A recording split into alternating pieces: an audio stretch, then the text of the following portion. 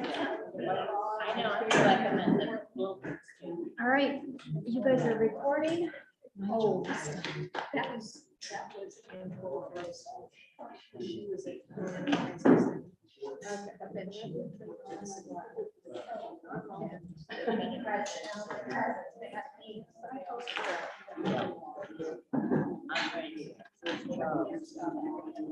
Oh, look who's here. The woman who knows everything about the internet.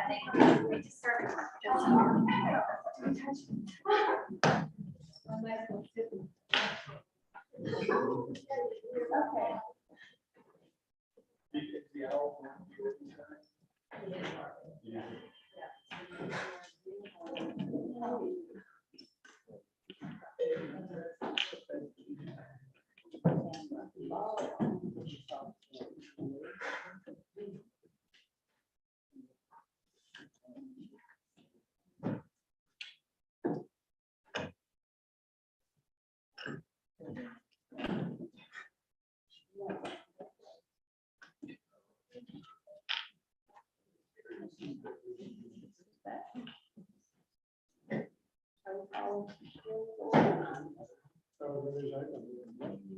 Okay, Charles, you ready? All righty, we'll call the hearing to order. It's. I have that it's exactly 5:03. Okay, so welcome to tonight's hearing. For those of you who may not know me, I'm Sandra or Sam McLean. This is my first rodeo as board chair, but I've been a longtime member, as have my fellow board members, Charles Hall, Cheryl Stevens, and Tad Runge, who is also our secretary. So I hope you'll be a little bit patient with me as I navigate these new waters. The first order of business is to determine whether a quorum exists. Well, we are one member down, but the four of us still on the board are here. We just need 3 to have a quorum, so a quorum exists. And the next order is to discuss new business. This is an application for administrative appeal of permit number 22 SZ2 by James Gallagher et al. The first order of business is the conflict of interest or bias. Such a topic must be colored by the makeup of our community. We have only 350 full-time residents in a town with more than 350, primarily volunteer slots on town committees and boards, and our 10 or so nonprofits.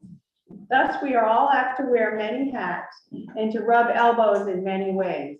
To further complicate matters, many of the residents are also related to one another. Now, in a small town with few set of amusements, you talk, and you talk about every little thing that transpires from one day to the next. And we members of the Board of Adjustment and Appeals also talk, as we have the right to. After all, we are members of this community first and board members second.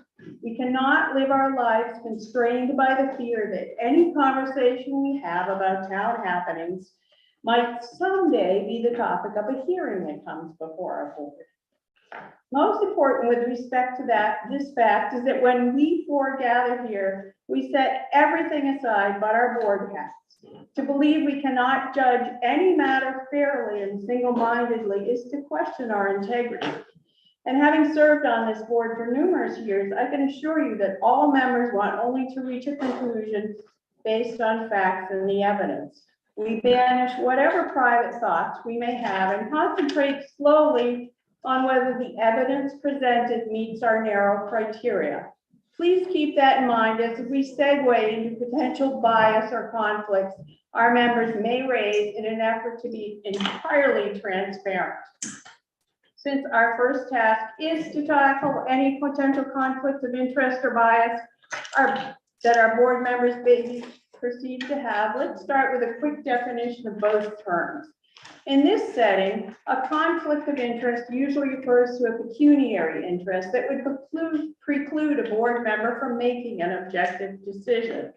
In my many years at the New England Journal of Medicine, I was constrained, as on this board, from talking about any paper we were publishing once it was scheduled because of the potential financial implications this pre-publication knowledge could have.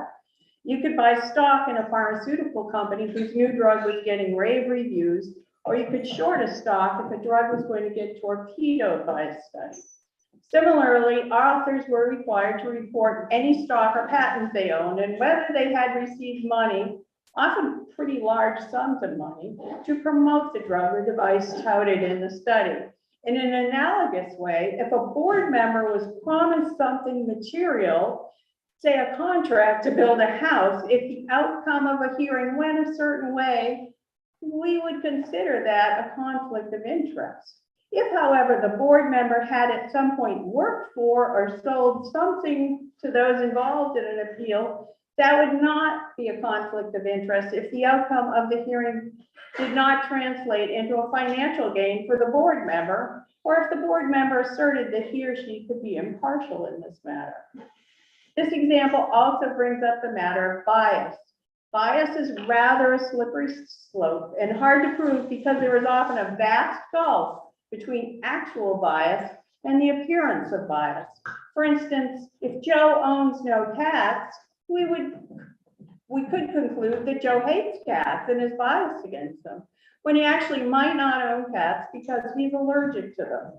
On the other hand, if Joe owns no cats and declares vociferously that he hates cats and anyone who would have a cat, it's pretty clear that Joe has a bias against cats. On this committee, we must parse the difference between actual bias and the appearance of bias. Worrying about the appearance of bias makes us all the more determined to be thorough, measured, and fair in our decisions. And remember, these decisions are made with the knowledge that one of our neighbors will go away disappointed. Understanding this uncomfortable outcome, we still strive assiduously to reach an outcome based on the evidence and free of our private thoughts. To judge one's neighbors is an onerous task, and however charged a given hearing may be, we must go where the evidence leads us. There is no pounding of our fists on the table. And although we are a town committee, we represent the town's ordinances. We are here to defend the ordinances and not those involved in the complaint, nor the code enforcement officer or other town employees or volunteers. One further point, although we will make a decision regarding each complaint, we are in no way involved in the consequences of that decision. That is not our bailiwick. So on to our potential biases or conflicts of interest. We will each enumerate them, and if there are any, and then vote as a board on the merits of each one. And so I'm going to go first. Now, as many of you know, I'm prone to brief firecrackers of anger that quickly sputter and then I move on. Not lit by hate, but by passion. And so in the spring of this year, I became more than slightly annoyed that my right-of-way to Chandler's Cove had been blocked by my new neighbors at 107 Cottage Road. I learned coincidentally that numerous other neighbors were also unhappy when their access to Chandler's was cut off. We had some intense discussions and negotiations that included the code enforcement officer, and ultimately Mike McKee and Toby Webb cut a new path and bridge over the stream and wetlands, which they invited neighbors to approve.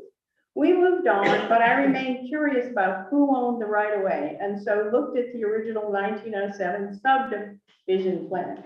That plan granted landowners involved a deeded right to use the easement and specified that the town of what is now Shabiga Island actually owns the right of way to the beach. Thus, the town is responsible for the establishment and upkeep of what has been a prescriptive easement for over 100 years. As far as I was concerned, the problem was solved. And subsequently this summer, I was irritated by the fact that really loud earth movers were busy at the site beginning at 6:30 a.m. I know we have no real noise ordinance, but it was a rather heedless thing to do when all our summer residents are here. In sum, I know Mike McKee by sight, and he has always been pleasant in our few interactions. I am acquainted slightly with the Drews because they have donated a lot of furniture to the Red Studio at Island Commons, which Susan Stranahan and I home. I know the Gallaghers as longtime neighbors with whom we may chat a bit when we bump into each other. In sum, I don't think my proximity to the three neighbors involved in this complaint impedes in any way my ability to judge this matter fairly and dispassionately. Next, I have no you conflict. have no conflicts. Or Charles, bias. would you? Do we vote? Are we gonna just Well, vote all at once? we're gonna, again? I think we're just, So I have a potential conflict of interest and, the appearance of a conflict of interest because I have worked for Norma and Jeff Drew.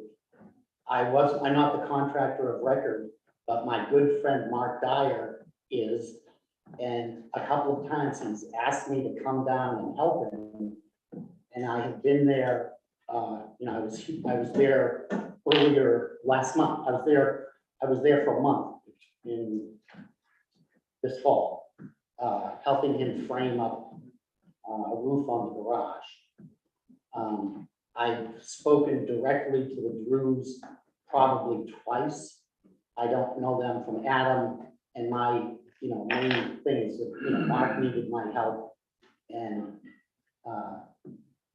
so I was involved in that. So I'm on the fire department with Mike. And there again, we've never really, we joined about the same time. We've had no, conversations of any kind. And so I think I can be objective in dealing with this, and nobody has attempted to influence me in any way, whether Mark Dyer or the Drews or anybody, at the fire department. So that's my story.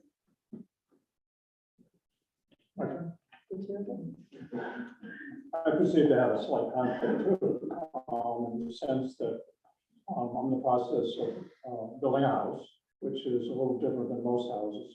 And therefore, Mr. Butler has been involved in that project simply by being the code enforcement officer and will continue to be until the project's done. He's been helpful in helping me one way through the building code, and I've appreciated his involvement. That's my perceiving. okay, do you, Chad, believe you can make a fair and impartial decision based on the evidence? Or do you feel that I feel like you feel you can? Charles feels he can. I feel I can. So I guess we should first, the three of you should vote on whether Sam, do we have the opportunity to ask a you question? don't. Well, you do, but not right now, Mike. So be patient. I won't forget you. So, The board votes on whether the member should be yes, recused right. And so Charles can't vote on his. on his. I can't vote on I mine. can vote Dad on all of can't, them. but you can vote on all of them, Cheryl. Okay, All so right. shall we start with Charles? All on the board, we believe he can be Fair and impartial. fair and impartial. Raise your hand. Okay, so we will allow Charles to stay on the board. Why the person can't vote, because it's already said that they can already give them votes. Well, it's already essentially voted, but it's the rule. We're trying to follow the rules here, Charles. So next, Mr. Rungy, do we believe does the board believe that Mr. Rungy can be fair and impartial in this hearing? Yes. all in agree, yes. There's a yes. So.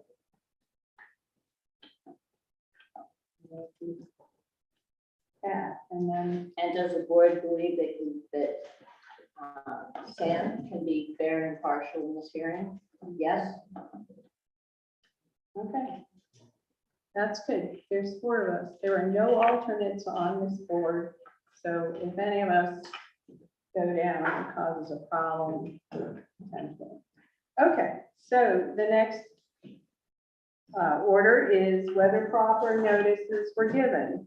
And from the file provided and kept by the town of Big Island, it's apparent that proper notice has been given to the parties directly concerned, the public, abutters through newspaper advertisement, by mail, and by public posting virtually and actually of the agenda and packet for the meeting.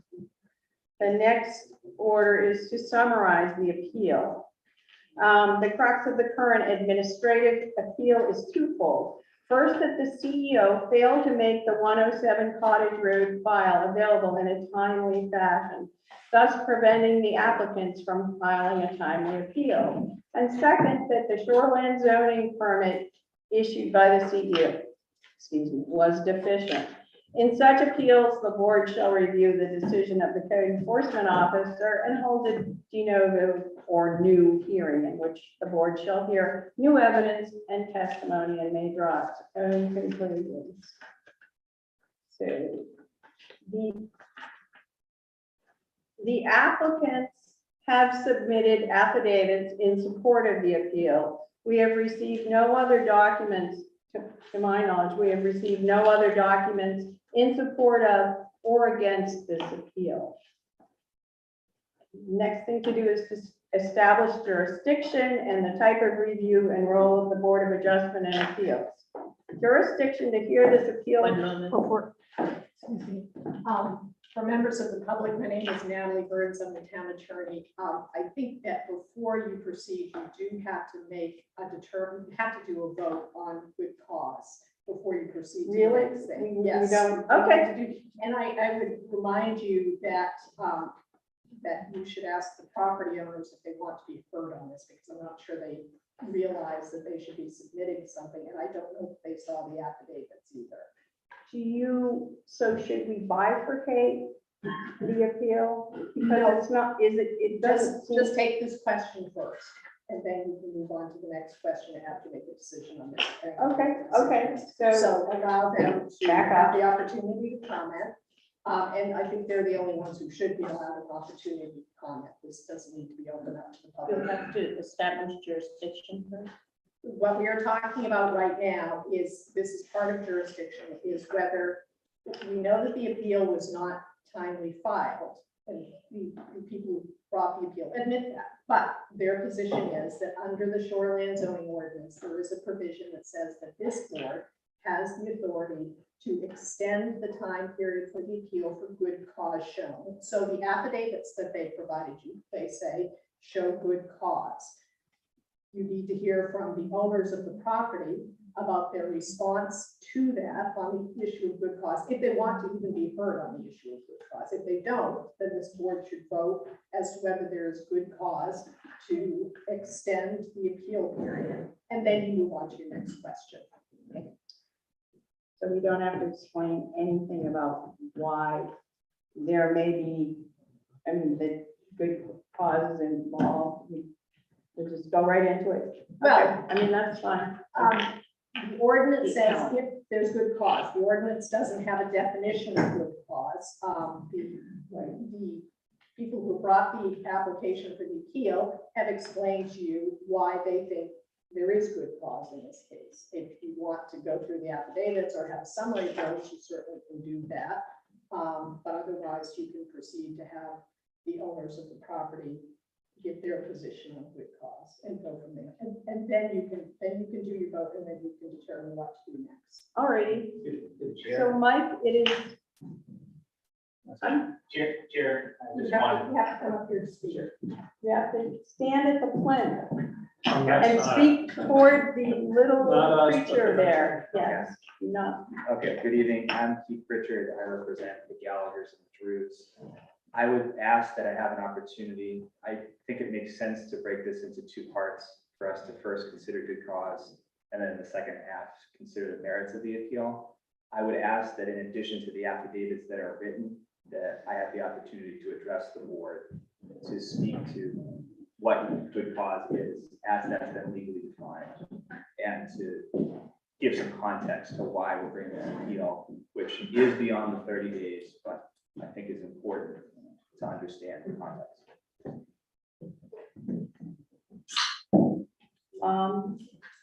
And Since I'm advising the board, I'll say, yes, you can hear from whomever you'd like to. that's what I thought. Is there any order? Okay, sit down, Natalie. Don't be afraid to stand up. Yes, please stand up with us.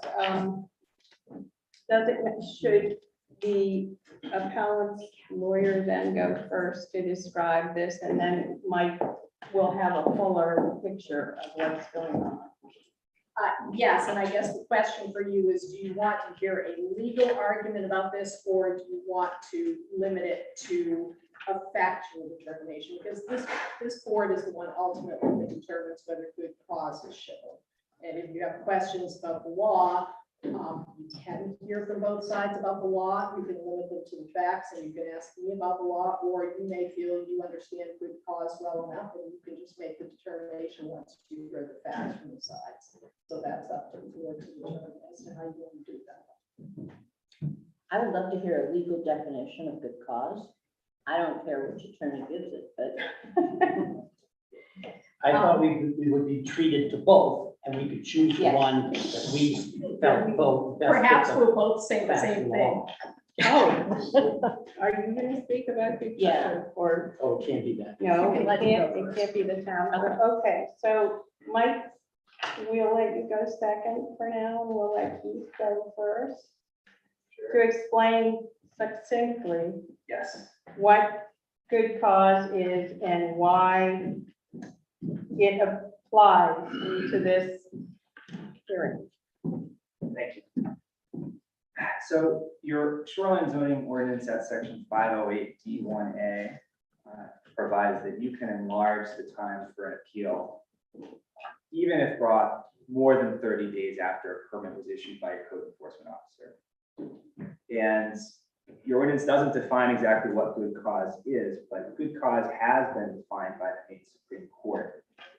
And it has been emphasized as a means to avoid injustice to people that, through due process, that may not have had notice until the time and opportunity to file an appeal had already expired. So some of the factors that the court has set forth include when the party that is appealing got notice of the permit that was issued, whether the party could have filed their appeal in time, whether when they got the permit, they could have filed time, or how soon after, when they got the permit and understood what the determination was, how long they waited to then file their appeal. And we have submitted affidavits from Jim Gallagher and Norman Drew that they first observed the activity in construction going on at 107 Cottage Road in June of 2022. And my client, Jim Gallagher, visited the town office 3 times in the month of June. I've actually gone onto the town of Sheboygan Island's website and have a calendar there. The calendar includes when the code enforcement officer is on island. I was not aware of this until I started looking around the town's website to figure out how to get here tonight. And at least according to the calendar, Jim was only here and present on Wednesday, June 1st, Friday, June 10th, and after 4 p.m. on June 15th. So there was a pretty narrow opportunity for my clients to get the permit that was issued in time to have filed within 30 days. The permit that is at issue was issued in May of 2022. So by the time we get to July, the 30 days for the appeal to be filed timely had already passed. My clients had called the code enforcement officer, didn't get a call back. I'm not sure. Voicemails were left, but it's my understanding that they didn't get a call back. They hired an attorney that found their way to my colleague, Sandy Gay, at Archipelago. And Sandy had known Jim from working in other contexts, in other similar land use matters. And so she was able to make contact with him at the end of July 29th. It wasn't until August 15th that Jim was able to send some scans of what was in the file But importantly, what was sent were only the applications that were filed for the property.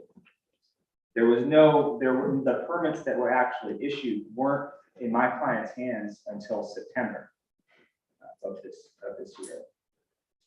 So months after the appeal time had already expired.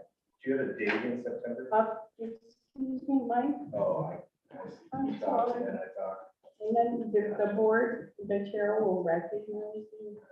okay. My clients mailed what they received from the town to Archipelago on September 9th. And this appeal was filed on September 29th. You'll see that the date of the affidavits, which were obtained by my clients while they were traveling and pulled this whole appeal together, were dated September 27th. And what we were trying to do is we weren't jumping to any conclusions about what was going on. We wanted to evaluate whether there were good grounds to bring an appeal, because there are cases, I've represented clients in cases where we get the file, we look at the permit, we consider the ordinance, and there are not good grounds to file an appeal. It's just, it's not worth the resources for the client, it's not worth the time of the volunteers that sit on the board to hear it. So it's also not fair for parties to have to file an appeal totally blind to the basis under which activity is going on a property. And it's not efficient for this board to have to hear appeals where the party, if they only had the information they needed, may have never filed that appeal. So we're not suggesting that anyone was trying to hide the ball, that my clients weren't able to get what they needed to get into our hands to determine whether we would need to bring this appeal. And, I think people should make informed decisions before you go on, embark on a serious, costly, and sometimes contentious appeals process that on an island, a small island community, is going to affect everyone that has to participate, especially those that make the decision. So in conclusion, my clients didn't have any notice of the permits until months after the permits had been issued. And the first time they made contact with the code enforcement officer was until the end of July. They didn't get any documentation, not a single piece of paper about what had been reviewed, authorized, permitted until August 15th, but they didn't actually get the permits until September. And as I said, we filed our appeal on the 29th after we pulled everything together and got the affidavits. Based on my client's persistent effort, the lack of notice that really was beyond their own control, that we're not saying is anyone's fault, but it's just the way things unfolded.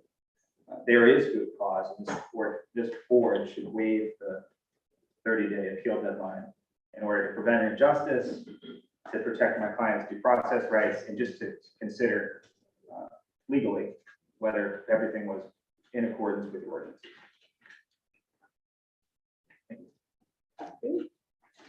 Hey, you're up, Mike. All right. Good evening. I'm Mike McKee, my wife Katie. We live at 107 Cottage Road. Okay, so this question is on good cause to enlarge the appeal, right? So we heard from the lawyer. Now I'll tell you what I know. So the Gallagher said that they found out about this in June, right? I have emails right here, stack of emails. Subject is all about our property, predominantly from you, Sam, dating all the way back to May 10th. We were talking about what's going on our property. So they know what's going on. And specifically, on Tuesday, May 31st, so May 31st, not June, there's an email from you that has the Gallaghers on it, the Drews on it, in fact, 14 neighbors, including planning board members and town employees. It's a string of emails that's been going on from May 10th all the way up to May 31st, talking about our property, talking about our whatever. So in my opinion, I think the Gallaghers and the Drews knew what was going on well before June. And I didn't hear a date in June when they said they heard it. But I would like to point out that in this email from you, Sam, bolded, it says the McKees have not followed the zoning ordinance in multiple ways and have not been called to task for any of these violations.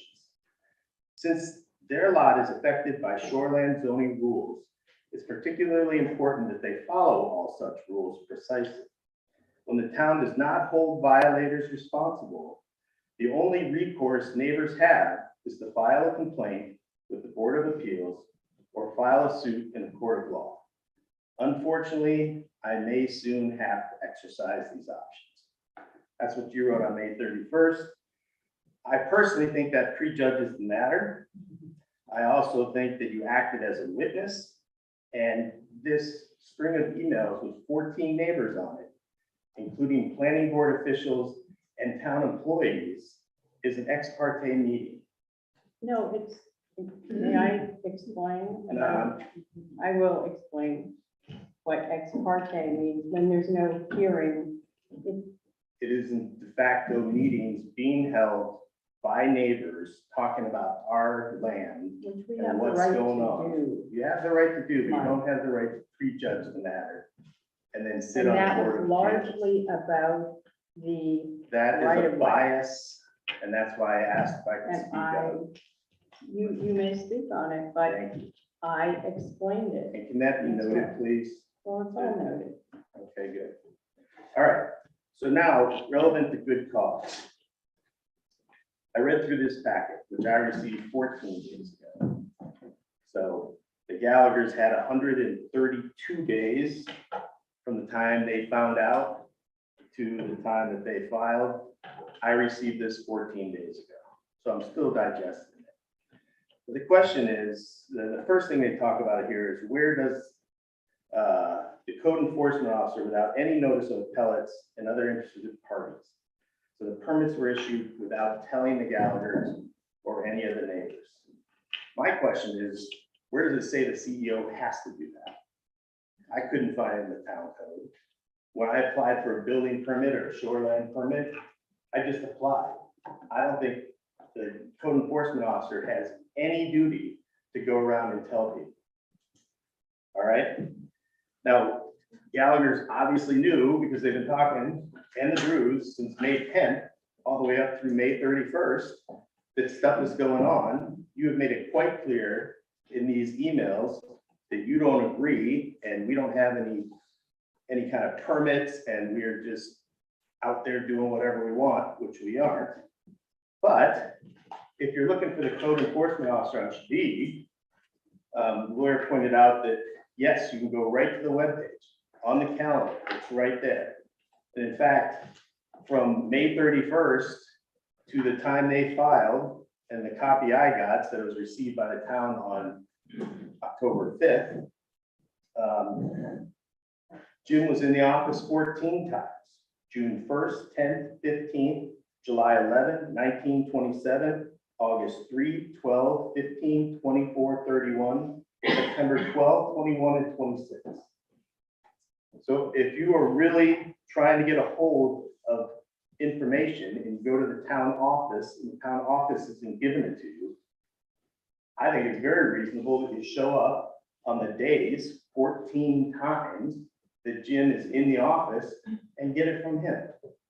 So I don't agree that there is good cause to enlarge this appeal. I think that in 132 days, they had plenty of time to get information that they needed, nor do I think it was the duty of the code enforcement officer to go out and tell people. Our property is abutted by two people, Andy Todd and Jim and Ann Gallagher. Those are the abutters to our property. Thank you. Okay, thank you.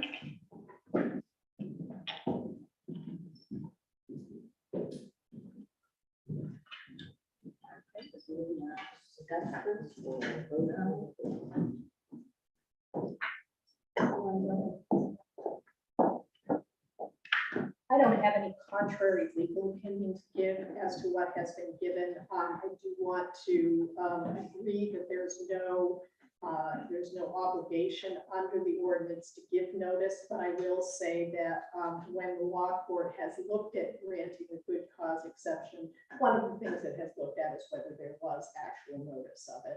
And then when there was there notice from the town, and then when actual notice occurred. So that's what you should be looking at here. And again, I know the chair said this, but I just want to emphasize again that the only issues before you tonight are the shoreland zoning issues. There is no good cause exception in the zoning ordinance that's being handled by the court right now. So any zoning ordinance issues are not before you. You do not have the authority to grant a good cause extension of time for those issues. And we'll deal with that later on, obviously, but I just wanted to be clear about that this is shoreland only. Right. So if I may comment, I believe that the good cause argument was not necessarily that neighbors did not know what was going on next door to them, but that they had no ability to see the file, to see legally what was going on. And again, not pointing any fingers anywhere, it's just that that's her assertion. So, someone want to make a I motion? think it's very, very difficult for an abutter to file an appeal in 30 days of a permit's issuance. I think it normally is the permit's denied and it's the original person who's applied for the permit that's appealing it, in which case they would certainly have plenty of time in 30 days to file. And there is no provision in our zoning ordinances for notice to abutters when permits are issued. However, there is a file on the town website that is maintained by our code enforcement officer that shows what permits are issued and when, how and when it's updated, I don't know. But it seems pretty thorough. So I would say that I think that an abutter's appeal to a permit being given to extend the time beyond 30 days is reasonable to allow due process. I agree. Is that? Yeah, Make that motion, word that motion. So I- word a motion that yes. we can I would, agree with or disagree with? Okay. Or do you want I would like to answer? move- They're frowning over there. would you like to discuss it?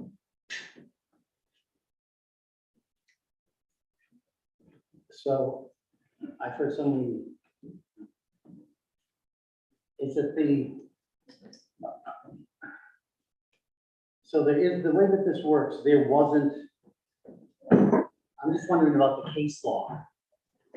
In other cases where they applied, where they did this, is it that the magic clock starts running? Does it start running as soon as you post that?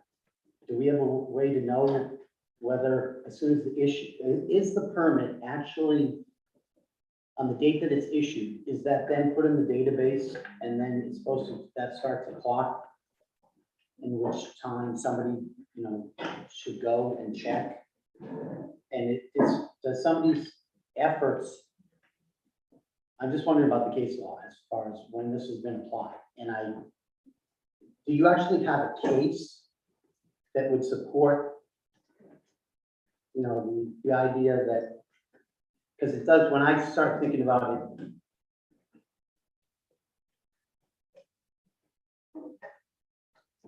"30 days is a short period of time." But actually,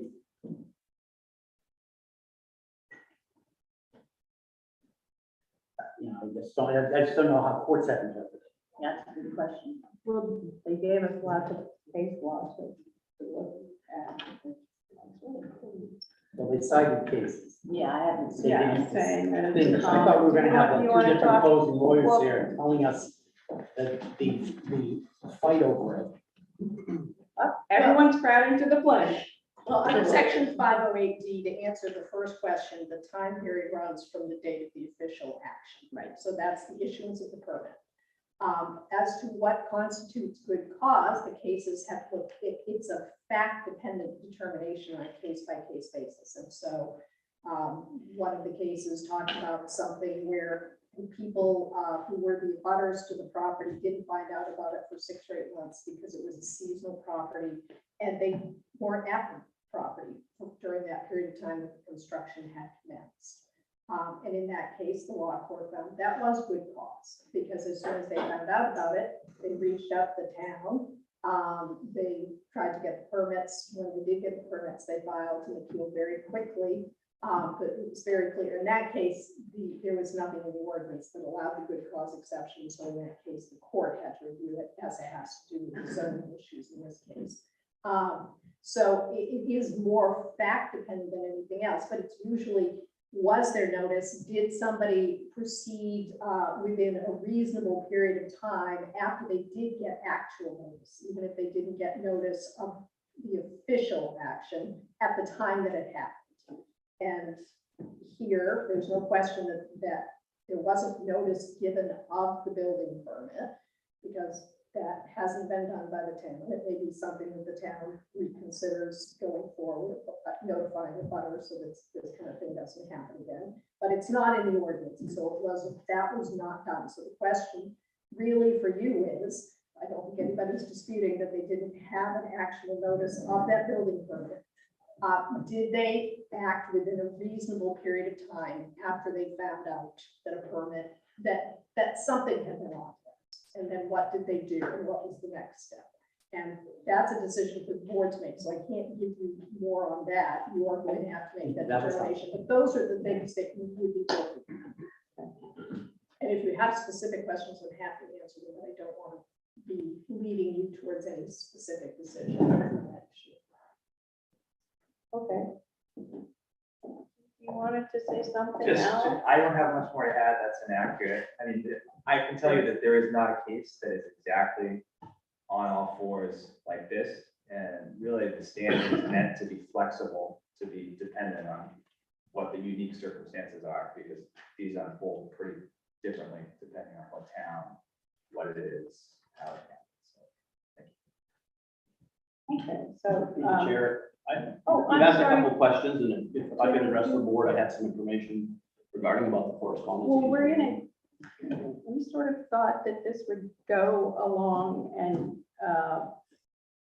We're hearing from all 3 on the other ones. So Yeah. I just wanted to speak Weigh on in, some of your Jim. questions you've asked. that are- yes, please, do. Thank you. Good evening, I'm Jim Butler, I'm the code enforcement officer for Shitty Island. So just a couple of things that I have notes on that are just public record. They are in my emails that are in there, and those are discoverable if and when this goes to court. So just some items so you're aware before you make any decisions. I had an email to the town administrator on March 17th asking me to give Jim Gallagher a call, looking to discuss the McKee property. And my email response to her was, I just spoke to him at 10:02 on March 17th, explaining all the information that I had. Other pertinent ones as well. There was a lot of correspondence going back and forth between the development project and the McKee property. There was the right-of-way path issues that I was kind of agree on. So a lot of phone calls and emails were coming in at that time. And also the question on, how current is the town website list? And how often does that get updated? That actually is the most up to date, because I entered that into the computer first, and it's a Google Sheets with live time. So that is actually posted before the applicant actually even knows the permit number. So it's literally as quickly publicly posted as it can be. And then on August 15th, there was a file sent to Norma and Jeff Drew. I had email correspondence of that. And then on the 16th, Sandra Way thanked me for sending it, but did have some follow-up questions and wanted some more information. Her questions were quite technical, so it took me some time to respond. So it's just some key dates that I wanted to know that were I think back up. Thank you.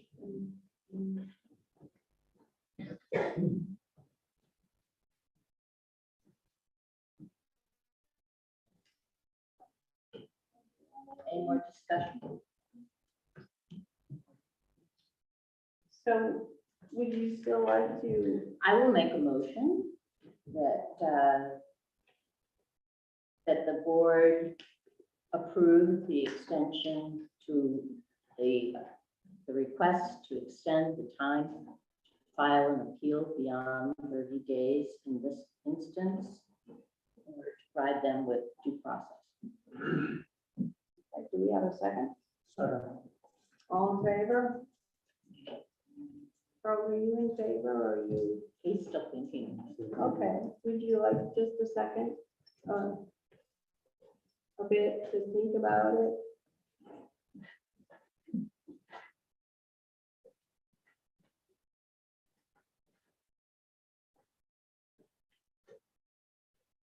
It would be just so much easier if we had the requirement of the notice. Right, and that's certainly a good thing to, Update, so we're not put in this position again, right, exactly. but we are in this position, so. Yep. All right. All in favor of the motion? Okay. So the board has shown that they believe there's good cause to enlarge the 30-day deadline to appeal. So now we can go to the second. We're midway between.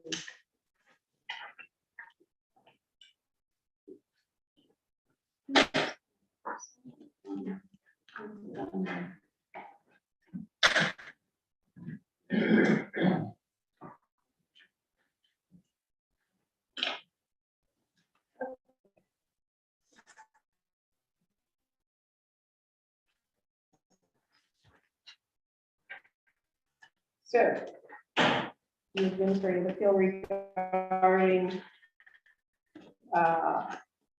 whether the shoreland zoning permit issued by the CEO was deficient, I believe. So we will now conduct our own little search for the truth. And in an administrative appeal, the burden of proof is on the permittees and not the ones who filed the appeal.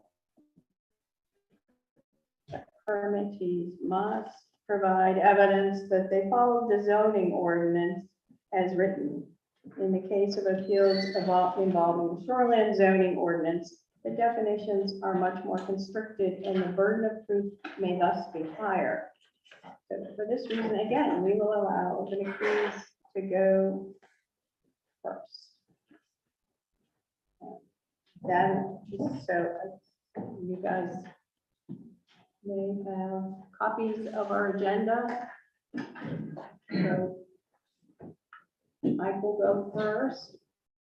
The board can ask questions of him, and then I believe it's the applicants, and then other concerns, other abutters, and other concerns. But this letter is dated October 21st. So that sounds about right when I found out about this. That was 14 days ago. What I just found out today, when I was watching the Board of Appeals workshop, is that this whole process is actually about, it is not about whether the appellates, which are the Gallaghers and the Drews, are asking the town whether or not it was a legal permit granted by the CEO, but it's actually our responsibility to present all the evidence to prove that what was given by the town was actually accurate. So, I mean, you can do that, but I've had 14 days. They've had 132 days, and you gave them a good cause. So let me start by saying, I just found out.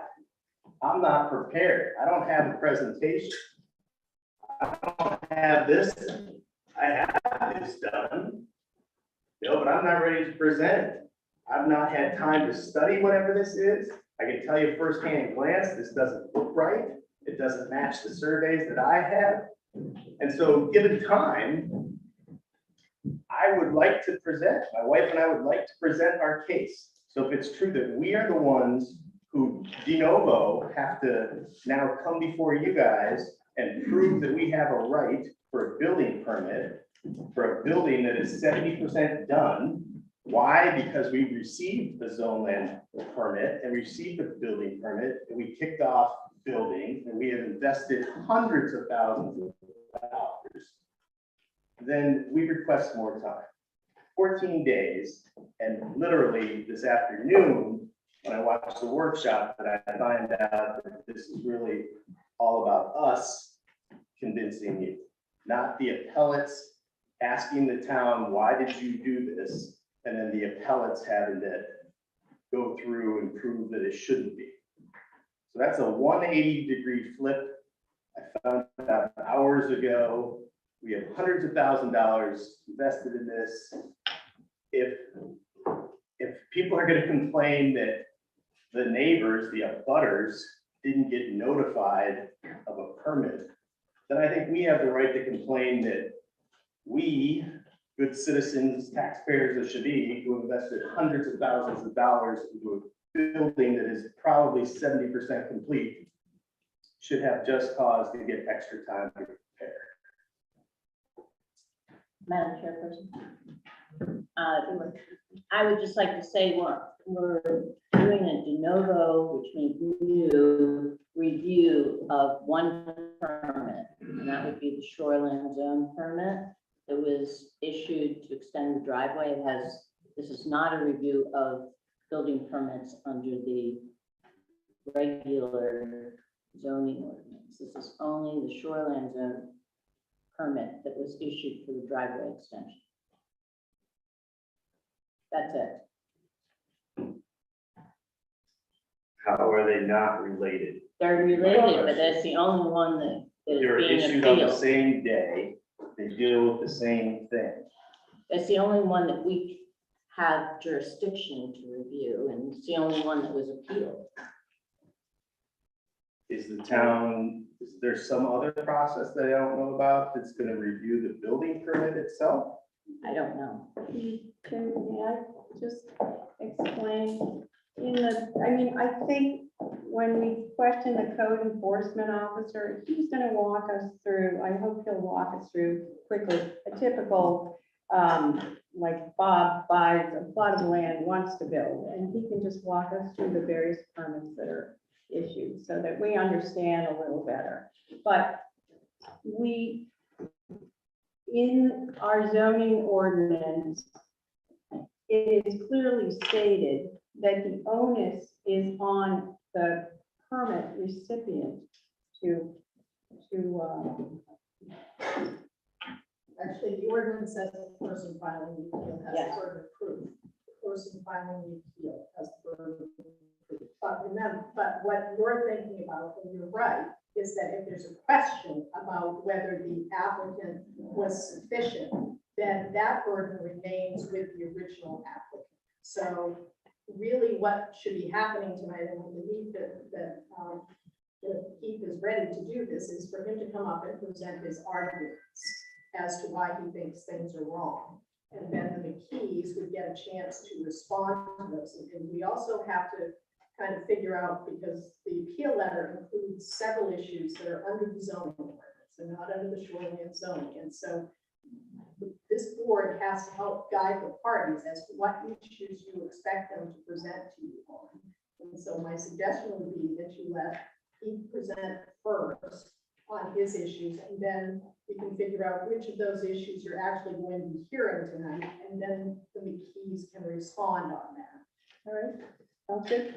I'm not disagreeing with you that the McKees ultimately have the burden of showing that they meet the standards in the ordinance. I'm not arguing that. What I am saying is that there has been an appeal filed by Gallagher and Drews. And so they should be allowed the opportunity to go first on what their issues are. Okay. Sounds good.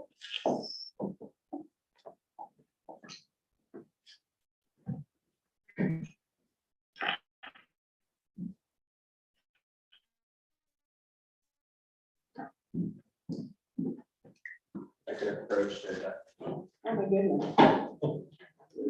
are we just supposed to? That's what I'll refer to. And actually, these are mostly documents that were obtained from the town's file. We put them together in a way that I can reference them, and when I'm talking about a particular exhibit, you can flip over to the tab. Do you have a copy that I can follow through? Sure. We can share like ours, one of ours.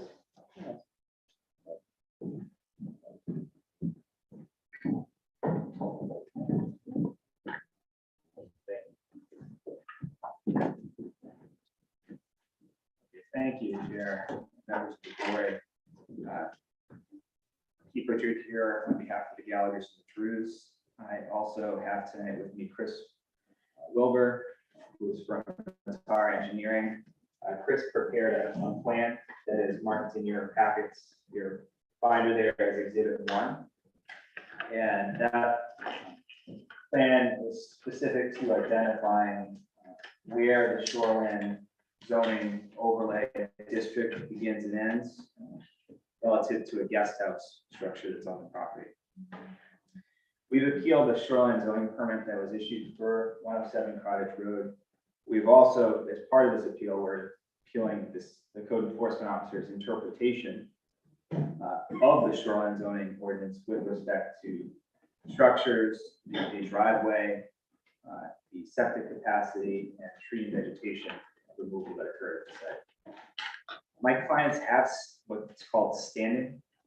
They have the right to bring this appeal because the Gallaghers are direct abutters, the Drews are next door. I've marked as Exhibit 3 a tax map that shows where their lots are relative to the property. I've also included their deeds to their properties so that they have to demonstrate that they have standing to bring this appeal. I think it's really important in this appeal to consider section 102 of your shoreline zoning ordinance, because that sets forth what the purpose of your shoreline zoning ordinance is. The relevant part states to control building sites, placement of structures and land uses, to conserve shore cover and visual, as well as actual points of access to coastal water, and to anticipate and respond to the impacts of development in shoreline areas. This appeal concerns some serious issues and questions and potential problems with the development that's going on both in and very close to the shoreline zone. I appreciate the opportunity to bring this appeal for my clients and the board's willingness to extend good cause for us to bring this appeal. It's been a pleasure to come to Shabig and see and to be invited into this very small community, and for each of the board members to spend their time volunteering to hear me. And I will try to keep this as brief as I can. Please understand that these are rather complicated legal issues, and your shoreline zoning ordinance is one of the more complicated shoreline zoning ordinances I've got my hands on. Exhibit 4 is the shoreline zoning application, permit application that was submitted. And according to that permit application dated April 25th of this year, the applicant was proposing to extend a driveway to provide construction access to the site of a future guest house, excavation for foundation, and buried utilities. If you look at Exhibit 4, there is a box to check what is going on in conjunction with the proposed development. And if you note that there is soil disturbance is one of the boxes that's checked. However, tree cutting is not one of the boxes checked. So in reviewing this application, there's no indication that there's any sort of vegetation removal or trimming that's going on. Attached to the application is a hand-drawn sketch that I don't believe is to scale, that purports to identify the location of the driveway and also depicts at least a corner of a guest house structure over what is depicted as the 250-foot shoreline overlay district line.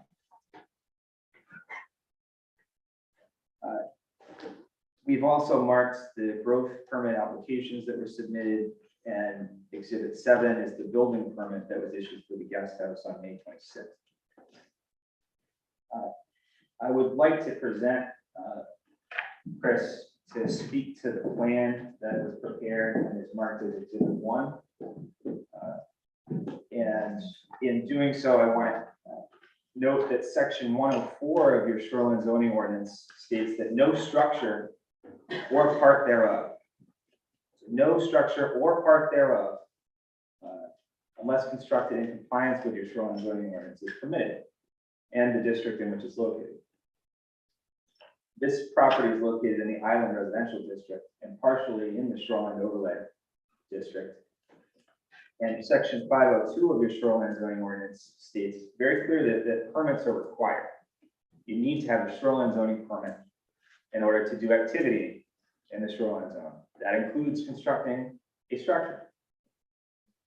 And it's, as to the guest house, it's a straightforward issue that this guest house was constructed without a shoreline zoning permit. I would like to now introduce Chris to state his name and how he's employed. Sure. My name is Chris Wilbur. I'm a professional land surveyor here in Maine. Been licensed in Maine since about 1997. I maintained my license. I've been, following the continuing education requirements of the state of Maine. Chris, Continues. Chris, when were you licensed in Maine? 1996. And how long have you worked at TAR? TAR for about 6 months. But how long have you done surveying work? Survey work since I went to University of New Hampshire, 1981. Been doing this work for a long time. And do you need any particular continuing training, education, maintaining license? Sure, every 2 years, our licenses have to be renewed, and we need 8 CEUs of continuing education per plan. And so I understand you have over 40 years of doing surveys, going out in the field, preparing plans like Exhibit 1. Yep.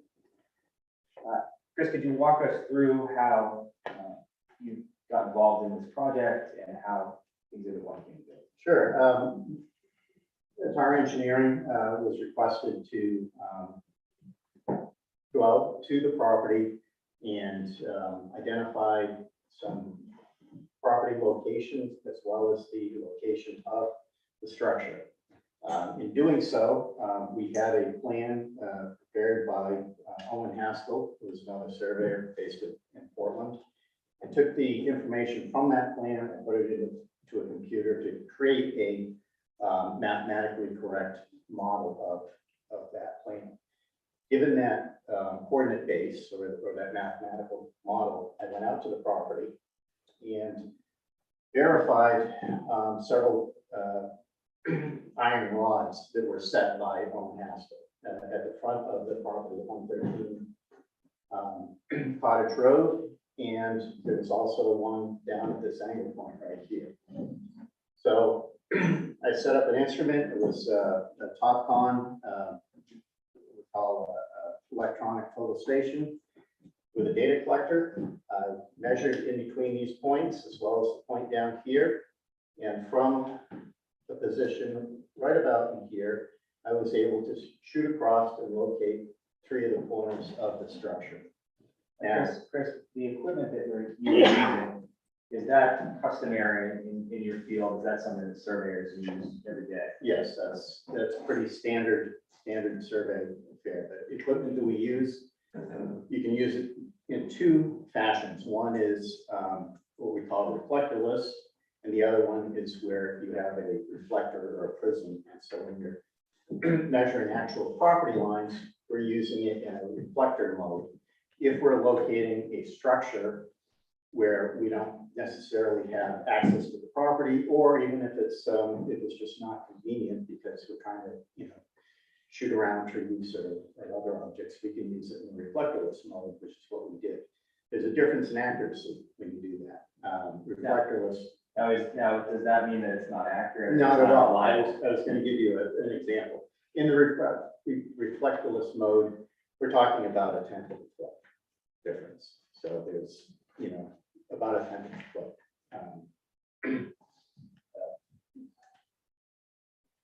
Variation from what it would be if we were actually able to hold the prison on that corner of the building.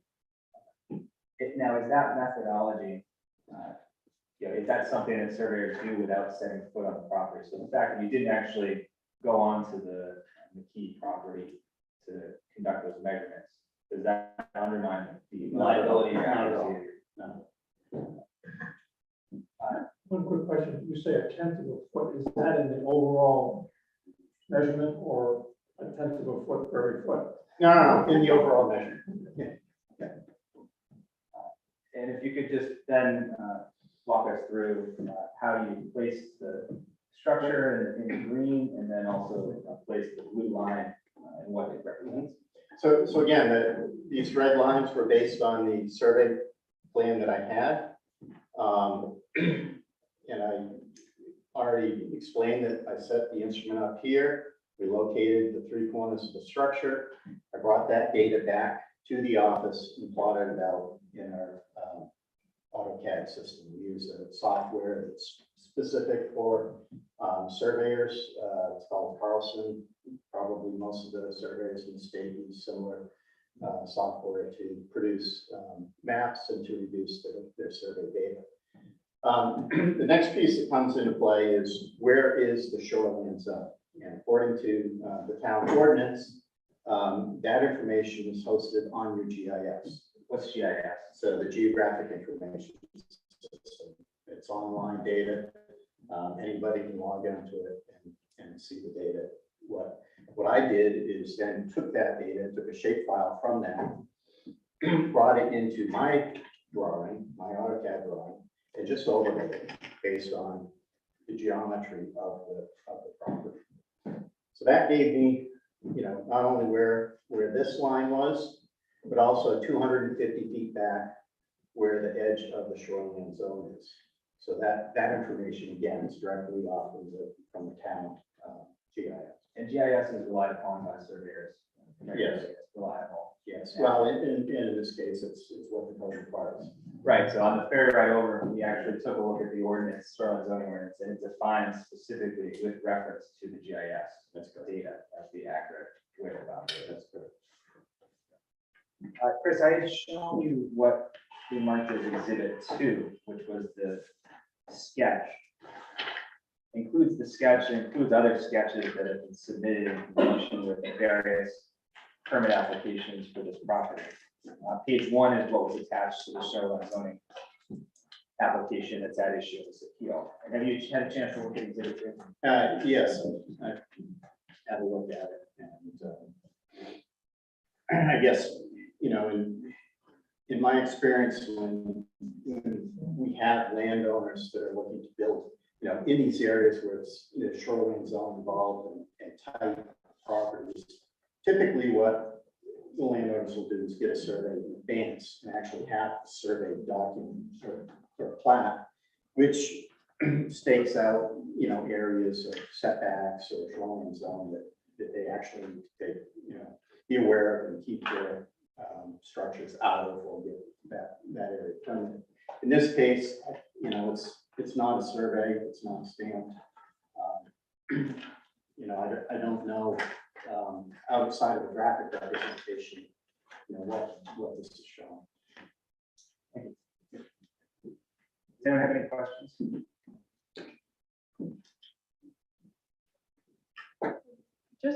Just to confirm, the little green square shown on your diagram is showing the guest house as more than half of the guest house is located in the shoreline zone district Right, that's based on the measurements that I took in the GIS data.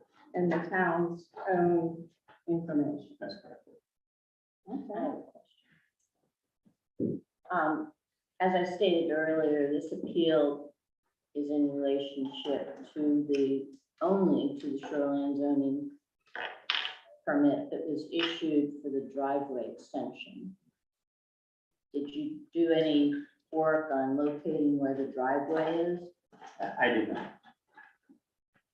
for some practical considerations, it was difficult to really, well, Chris, you were out there. Could you have been able to measure exactly what the driveway? Naturally. No, I do not, without, setting it up properly. If I may be allowed to amend Cheryl's statement, I believe that the shoreline zoning permit is for the driveway and to site the guest house.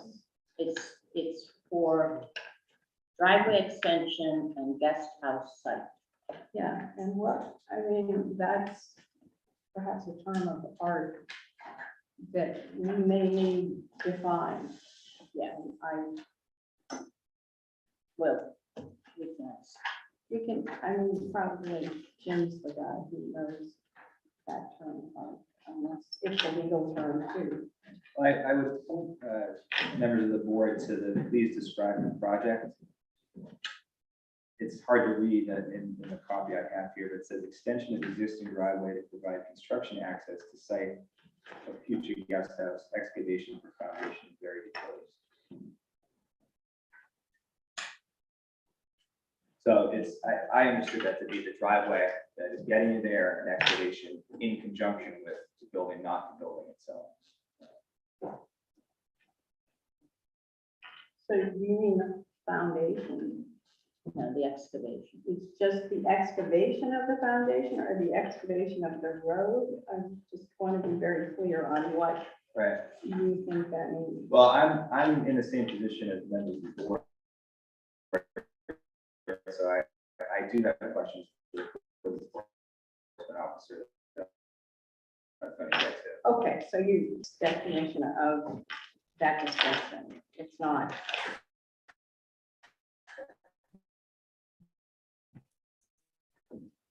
It's not a term of art anyway. Guest house site. Guest house site, isn't that what you have in front of? Driveway extension and guest house site, what, So the position in our argument in this appeal is that a shoreline zoning permit for the house, guest house structure, for it as a structure, as opposed to the preparation work for that structure was required. You need a permit for that. But that's not involved in appealing the issuance of this permit. Well, so it's the absence of a shoreline zoning permit is that issue. That's, Can I ask a question? I keep hearing shoreline permit. Is an actual permit actually given on a piece of paper or is it included in the actual building permit? Is there such a thing? Mid-answer? There's no mention of that in the Yes, code. you could help us here. Sure, yes, so, great question, Jim Butler, code enforcement officer. So for the shoreline zoning permit, this is the actual application, and we just issue this with the permit number on the top right here. Also, With the that is. permit. This is the application and the permit. Okay. so if it's approved, it's right up here and this becomes. Mhm. Thank you. That's just, I need to know. Yeah, and do you want me to answer the question about the site right now, or wait till my presentation? I don't know. Yeah, so my, Would you, wouldn't mind? okay, yeah, so the intention of this permit was to be the shoreline zone permit for the guest house as well. And anything else, or any activity happening in the shoreline zone. I'm sorry, could you repeat that? Sure. That was a lot. It was my understanding that this shoreline zone permit 22-SC-2 was for any associated work, including the driveway, utilities, and the guest house reconstructed. But there was a separate building permit issued for the guest house. Yep, the building permit is what controls the plan review for other zoning requirements, and also the main uniform building energy code. So you're saying that this shoreline zone permit allowed them to build a house in the shoreline zone? Yes. You can discuss that. Thanks, Jim. We'll That- discuss That that is further. Yeah, that is news to me. Our argument is that there needed to be a separate shoreline zone permit and determination under the shoreline zoning ordinance specific to the building. It's in the entirety of the structure. And that without one, a notice of violation should be ordered and that, and any permit for the guest house should be revoked. Recognize that we're trying to, pat our head and rub the stomach and keep these two things separate. But they are intertwined, the shoreline zoning issues and the guest house structure. Because even if there were a shoreline zoning permit for the guest house can't be constructed on 107 Cottage Road because it doesn't meet dimensional requirements. Your shoreline zoning ordinance requires 150 feet of frontage per dwelling. And in Exhibit 2, we looked at the sketch, there's only 115 feet or so of frontage on the shore. So it doesn't have sufficient shore frontage. And there's already one dwelling, one principal structure, so-called, on the property that was this modular home that was built in 2021. We have marked as Exhibit 10, the permit application in conjunction with that includes some plans as Exhibit 10. The Island Residential District only allows, you need to have 1.5 acres to build per dwelling. So dwelling unit, as we understand it, is a house that's got room for sleeping, it's got kitchen facilities, bathroom, etc.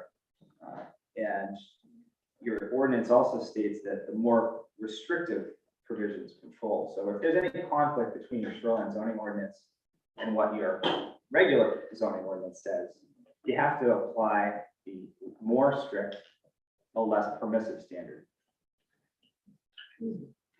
Because the guest house really is not an accessory use or accessory structure, but really is a second principal structure of this property. Accessory uses are allowed in the district, in the Island Residential District, but you have to have a structure that is subordinate to, that's the language your ordinance uses, subordinate, less than, below, secondary. And also that accessory uses, when you put them all together, they don't overtake the principal use of the property. Meaning, if you've got one principal use, one principal structure that's your dwelling, your single family home, for example, you can't put together all the other structures, dwellings, places that you can sleep people and have those seem to take over what is otherwise a single family home on a single family lot. And I would submit to the members of the board that if you went to 107 Cottage Road and you looked at what is there, there are two principal dwellings, because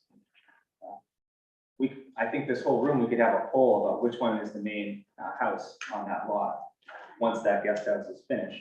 And there probably would be a difference of opinion. That is a classic instance of, this is not an accessory structure. This is a second principal structure. To pick up on the language of the ordinance, the guest house subordinates the modular home that's there. And it's therefore not allowed. I only have two more issues to address, and then I want to ask some questions to the code enforcement officer. We also raised the issue of the tree cutting. Okay, well, we were going to, if you finish your presentation, we were intending, I believe, to ask Mike to speak again, and then the code enforcement officer. That's fine. If you wouldn't mind holding your questions, is that okay? Okay, so, and we'll hold our questions for you until tomorrow. Okay, I hope it doesn't take me that long. Yeah. I raised it earlier, I tried to point out earlier on the shoreline zoning application that tree cutting wasn't indicated. And we've marked as Exhibit 16 a series of aerial photographs that compare what the site looked like in 2018 to how the site looks today. And if you flip through, there are 4 or 5, 6, 7 different representations, visual representations that show, without any question, that there have been trees and vegetation that's been removed. Where are we starting? We're on Exhibit 16. 16. So it's frankly not clear exactly what percentage of the trees were removed and whether those trees were 4 inches in diameter or more. That's significant under your ordinance, because your ordinance states that although you can clear vegetation and trees as a matter of right in the shoreline zone without a permit, you still have to comply with the ordinance. And section 312 of the shoreline zoning ordinance regulates tree removal.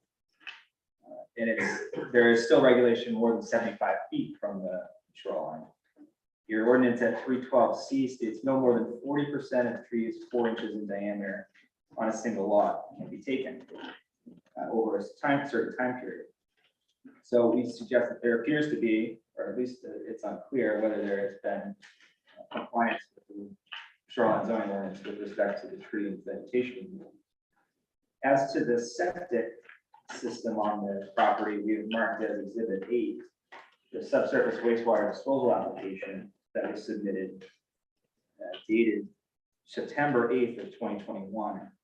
And we point this out just to point out that the disposal system was, according to the application, to serve 5 bedrooms. And we understand that there are in fact 7 bedrooms that are currently there between the guest house structure, the modular home structure, and then a third structure, which is a shed that actually, I would submit, looks more like a tiny house. We've marked in Exhibit 14 on page 2, what I refer to as the tiny house. And that has what appears to be a meter and a heat pump on it. So we're at a disadvantage because we don't know exactly what is going on there. I marked as one of our other exhibits the permit application for the sheds, which, I mean, we understood sheds and understand sheds to be someplace to keep the tools, to keep the lawnmower, keep the stuff. We don't understand them to be anything that resembles what's at page 2 on Exhibit 14. We're also unclear on where exactly the septic is located in relative to the structures on the property. Maine's subsurface wastewater disposal rules create a requirement of 40 feet from the basement, which the guest house has a full basement, and 20 feet from any property lines. Exhibit 15 is a Google Earth image that was taken from Google Earth that shows what appears to be the beginning of the construction of the modular home and the installation of the septic system. And lastly, regarding the driveway, which was one of the items permitted in the shoreline zoning permit expressly, section 3042 requires that if you're going to be doing any excavation or grading of a site, that there has to be a plan for controlling erosion and sedimentation.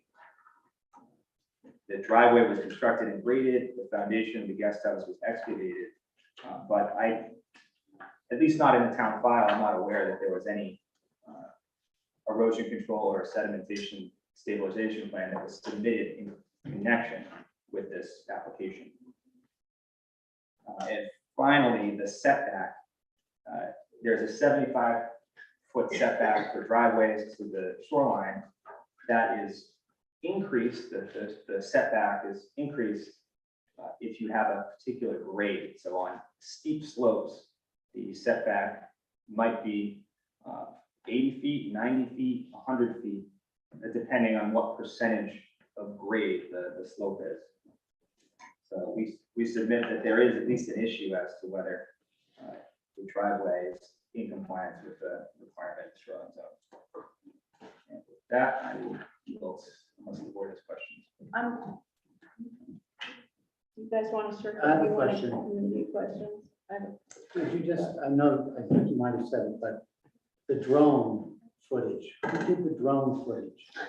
I think it was the Druze or the, I'm not Because I'm sure. noticing that with, we're getting at them all from a different perspective.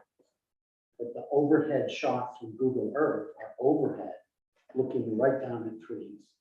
And that the drone footage is all at an angle, which is going to tend to maximize the trees, as opposed to from up above, where you see the holes in them. So it doesn't really seem like a good faith effort to try to I would, if we were, creating a document for a court, I'd want to have the same, pictures from the same perspective.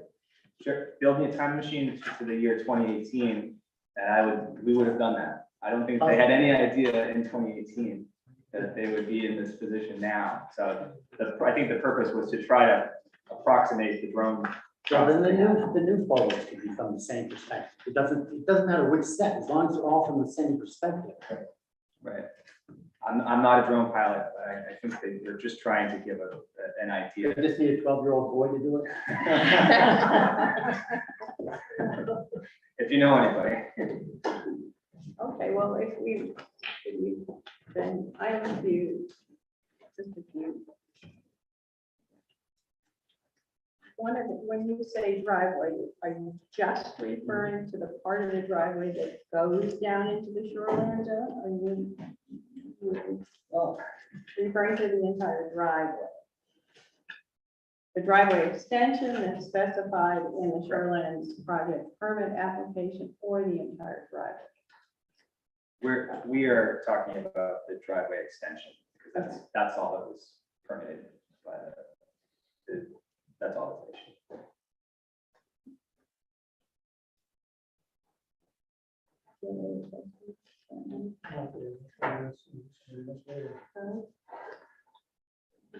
Okay, thank you.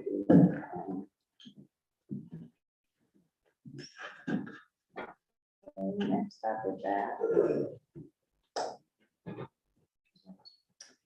Well.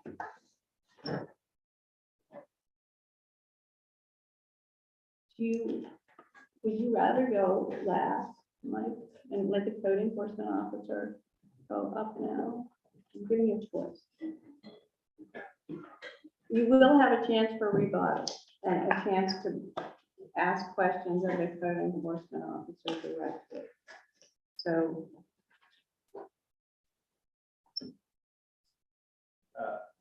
Yeah, I'll go after the board. Okay, thank you. So, yeah, Am I answering the questions you have or presenting? I think you should present, since that's what Keith did. You should present, and then we may have a few questions for you. Excellent. Well, you know who I am. I'm Jim Butler, code enforcement officer. Just briefly, my background, I've been a code enforcement officer in Maine for over 15 years. I'm certified in shoreline zoning. I'm certified in ADK. I'm certified in anything the state of Maine offers. This is my first time a permit's ever been appealed for any municipality I've ever worked for.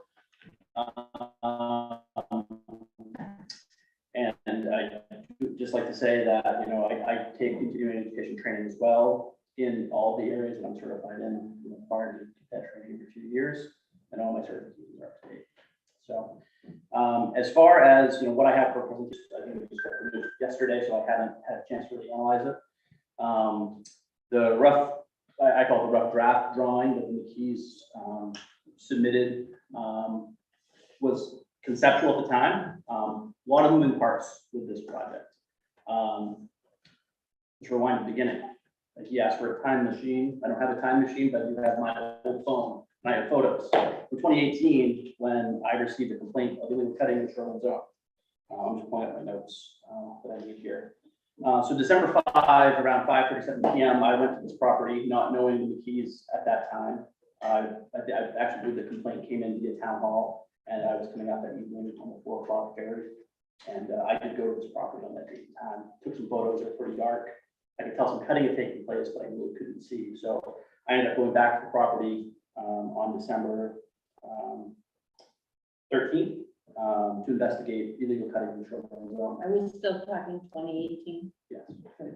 December 30th, Yep. 2018. 2018. Yep. So when I made my second visit, it was daylight. I took more photos. And then at that time, I had, you know, it's a small island, found out who had did the cutting, had been Fort Retrieve Jim Fowler. So I reached out to him, had him meet me on site and go over what had taken place, because if there was cutting in the shoreline zone, then a shoreline zone permit would be required. So once I went there and looked in the daylight, and met with Jim Fowler, you know, it's deceiving of where, how much land is there. And there were some trees that were down, but they were either hazard trees, dead, or already fallen over. So I do have photos of those trees that had been removed, that were already down or dead. and then photos of all the other trees that appear, if you're looking from the road, to be very close to the shoreline, which they weren't. We did measure it out and looked at it, so no permit was ever issued for cutting in the shoreline zone because it wasn't cutting of the trees, they were removing dead hazard trees that were there already down. So just to clarify that point, and no new permit applications came in for clearing the shoreline zone of the trees. So then I went back, so I went back a few different times to see what was going on. At that time, I had no idea really what was happening there. I knew I was getting some questions about permitting, growth permits coming via Alex Bucksbaum, who I believe is some sort of a relative to the McKees, and was coordinating placement of a temporary modular unit to be placed on the site. So Alex Bucksbaum was handling some of that permitting, and other permits started to come in, other applications for, I believe, 2 sheds, storage sheds for the storage of equipment as they were preparing to, develop the lot they own. So, permits were applied for the sheds. They were issued. A permit was applied for, I don't have it in front of me, but I don't know if it was considered another shed or a bunkhouse that was also installed on the property with permits. And the timing of all this was pretty fluid because of, the time of the year, availability of contractors. We were heading into COVID as well. So a lot of things up in the air. And then, during COVID, there was a period of time I wasn't actually on the island because, we were locked down. So Kim, so are you talking about 2020 now? yeah, in So 18, yeah, so I'm just, the okay, trees sorry. are 2018. Okay, beginning so of then 2018. 2020. Yeah, so there's a period of time. Sorry to interrupt. Yep, no, you're fine. And I don't have all the dates straight, so hopefully Mr. McKee can fix any errors that I say, so I'm putting off memory for some of this stuff. The goal was for them to put a temporary modular unit there. So while they were waiting to get a builder to build their home, that they would have some place to come up down and stay. And that's hence why they had the sheds, they had the bunkhouse, they had these items that were going on. Septic permit was applied for and approved. That was designed in 2021 by Dave Chapman, from Big Technics, which my role in reviewing those is I'm not the designer, I review them. And if there is encroachment issues, there is a table that talks about distances from foundations that septic need to be, but there can be variances granted by the licensed plumbing inspector, which I am one. And if not, they can go to the state to get a variance via the state. But the application was not asking for that, so the permit got issued at that time. While the module was being placed, I think that's when the McKees were able to find a contractor that was able to start on the project much, like almost a year or two quicker than they initially anticipated. So that's when we kind of got together with the McKees to, what permits were needed. Did they need a growth permit, a shoreline zone permit? We had the rough draft plan. I don't think at that time I had an actual survey, and I'm not sure of the timing of when the survey was done either. And it has been updated since then. So, but looking at it, it was indicated the shoreline zone permit was needed. In our minds, one was being applied for and issued for the placement of that guest house. What's weird about this is, this is, and how it's been portrayed to me is this is going to be a guest house, and another structure will be built on that property, which would be the primary structure, and the modular structure that's there is temporary, and that will be removed once they begin construction on the new home. So the conversation about this being a guest house, that is exactly how it was going to be the guest house. So there's another phase of this that is yet to happen as well. Some of this, again, very fluid situation because of the change in timelines, because of availability of contractors and being able to get some of the work done. And, juggling a lot of balls in the air with the easement for the walk path for abutting neighbors. So there was a lot of visits, a lot of conversations, a lot of correspondence with this. The file, this was probably the most sought after file on the island has ever seen. And the Gallaghers did come in and ask for this. There was correspondence that was going on. And I admit there was some delay. I am part-time out here. I come out typically once a week. I do have other full-time responsibilities as well. But, you know, I typically always call people back within a day or so, depending on what's going on. And the file was being pulled.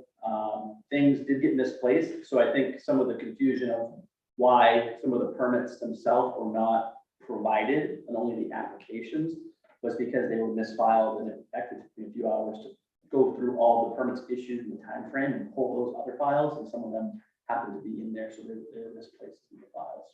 So, and additionally, one of the Gallaghers, there's a Jim and a James, and I understand that because I'm a James myself and I'm a junior. So I didn't realize that I was talking to the junior and senior, and I didn't know it was a junior or senior situation. So one of them was trying to build a house, so I returned the call, and they didn't bring up the McKee thing, so I thought things were copacetic. And then, you know, next thing I know, I'm getting a call saying, "You need to get back to me." I just talked to you last week. So there was some confusion on that part. So again, not trying to make excuses, but let me tell you, my prior full-time commitment was the director of code enforcement for the town of Wilshire Beach. And my phone rings more for this small island than it ever rang for the town of Wilshire Beach. It's just, there's that much activity happening out there and that many questions that come in. So, you know, is there delays sometimes? Yes, there absolutely is. So, but in my mind, this property is probably one of the most highly permitted properties that this island currently has under construction right now. The McKees have been responsive. They have been, anything I've asked for, it's been an open invite for inspections. And they've utilized a lot of on-island assets for the septic, for foundation work, you know, for electrical plumbing, et cetera. So anytime that they needed inspection, they call as well. So I think that's pretty much the gist of it. I'm sure I probably got some of it wrong, so my apologies to the McKees. Hopefully they can clarify any of the areas where I not have accurate statements. So is it your understanding that the building that's gonna replace the modular structure is gonna be sufficiently big enough so that the accessory building will be, is it gonna be twice the size of that one? I don't know the math behind it, but I've been It will told be larger. it'll be larger than the It had more than 5 bedrooms. And as far as the septic, the conversations that were happening is, you know, the point when, because the plan was a fluid situation with the modular at first, then we would cross that bridge when we got there. And if they had to expand their system or add another system, we would go through that process and get us the design, the site evaluator, and look at that.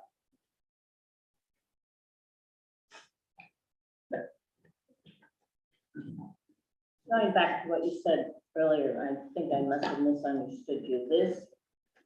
This permit that the appeal is filed under states that the purpose of the project is the extension of the existing driveway, provide construction access to site of future guest house, excavation for foundation and buried utilities, estimated cost $36,000. So this is not a permit to build the guest house, That's right? correct.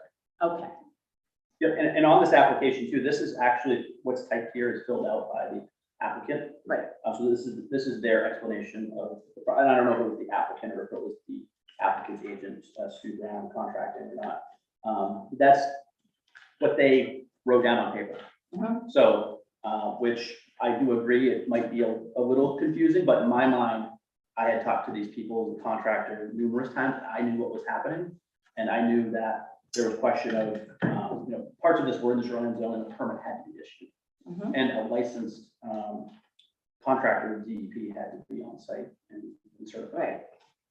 Now, the other question that I have is that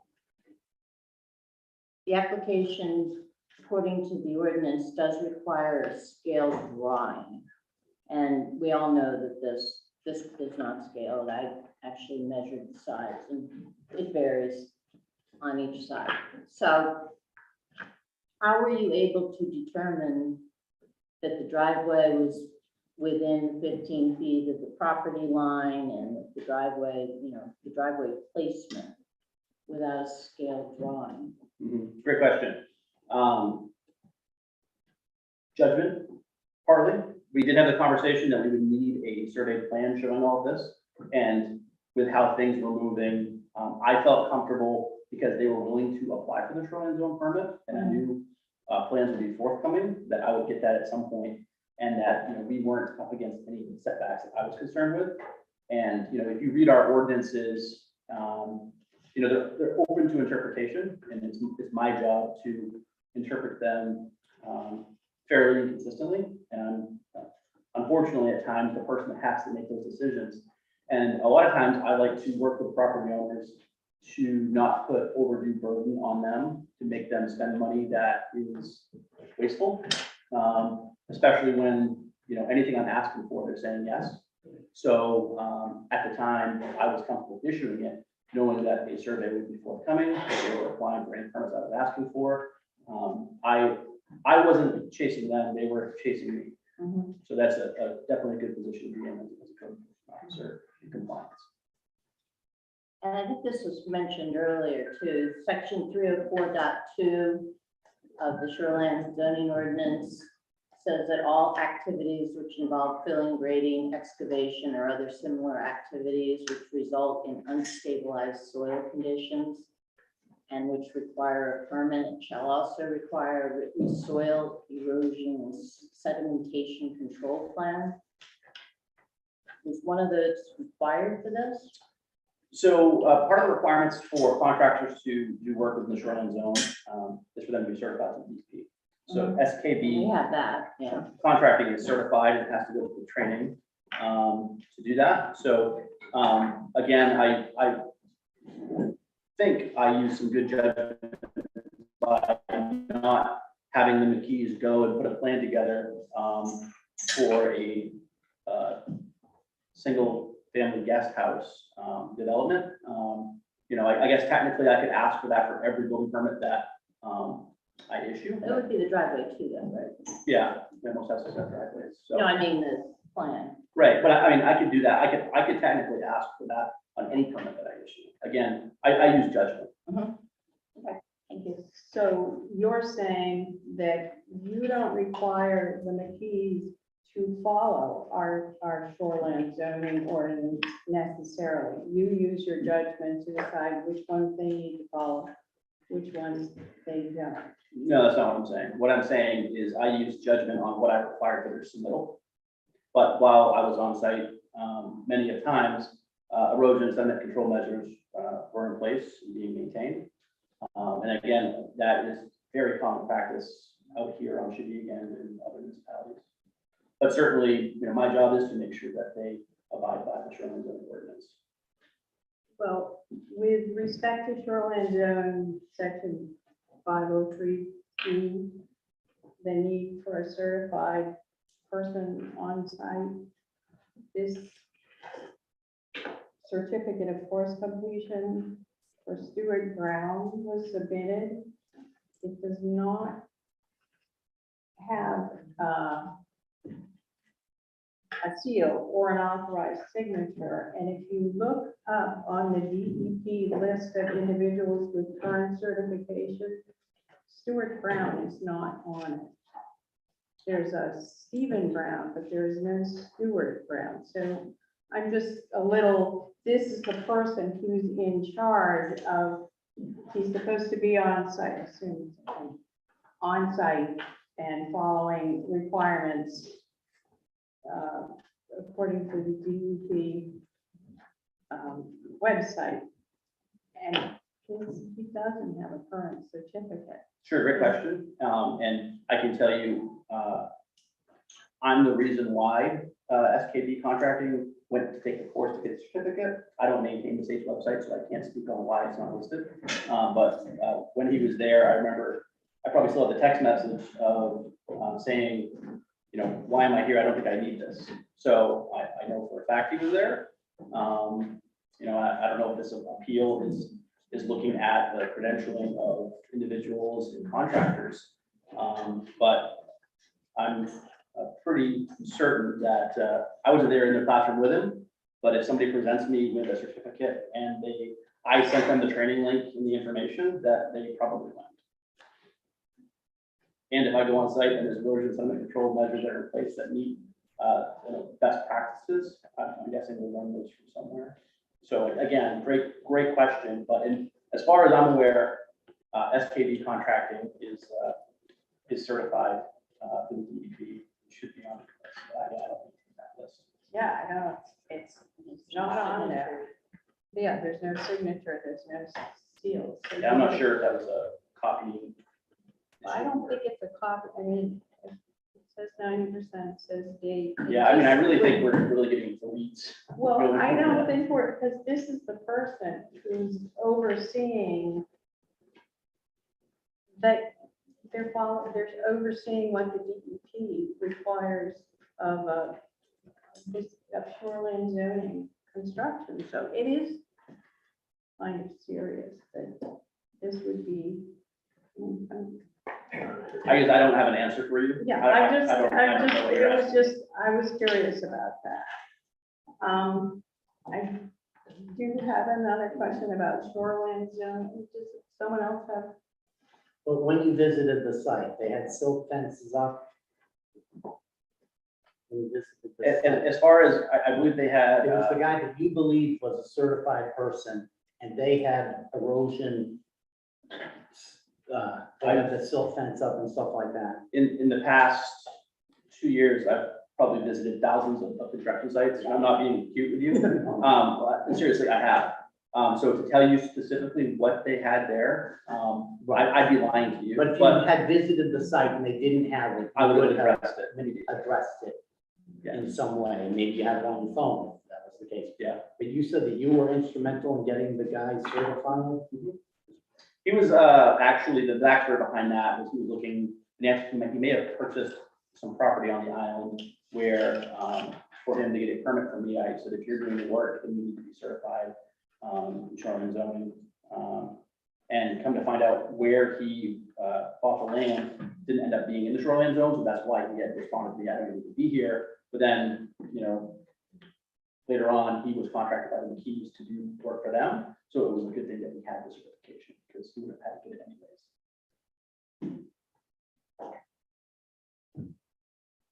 My last question refers to something that Keith Richards said about section 204.1, which says that the following lot standards shall apply to all lots within the island residential district created on August 1st, 1975 or later, 1.5 acre minimum lot size, no less than 150 feet of lot frontage, and no less than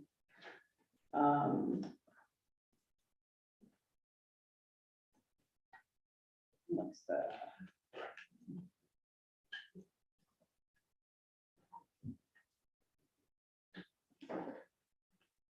so they have enough shore frontage, but they don't have enough lot frontage.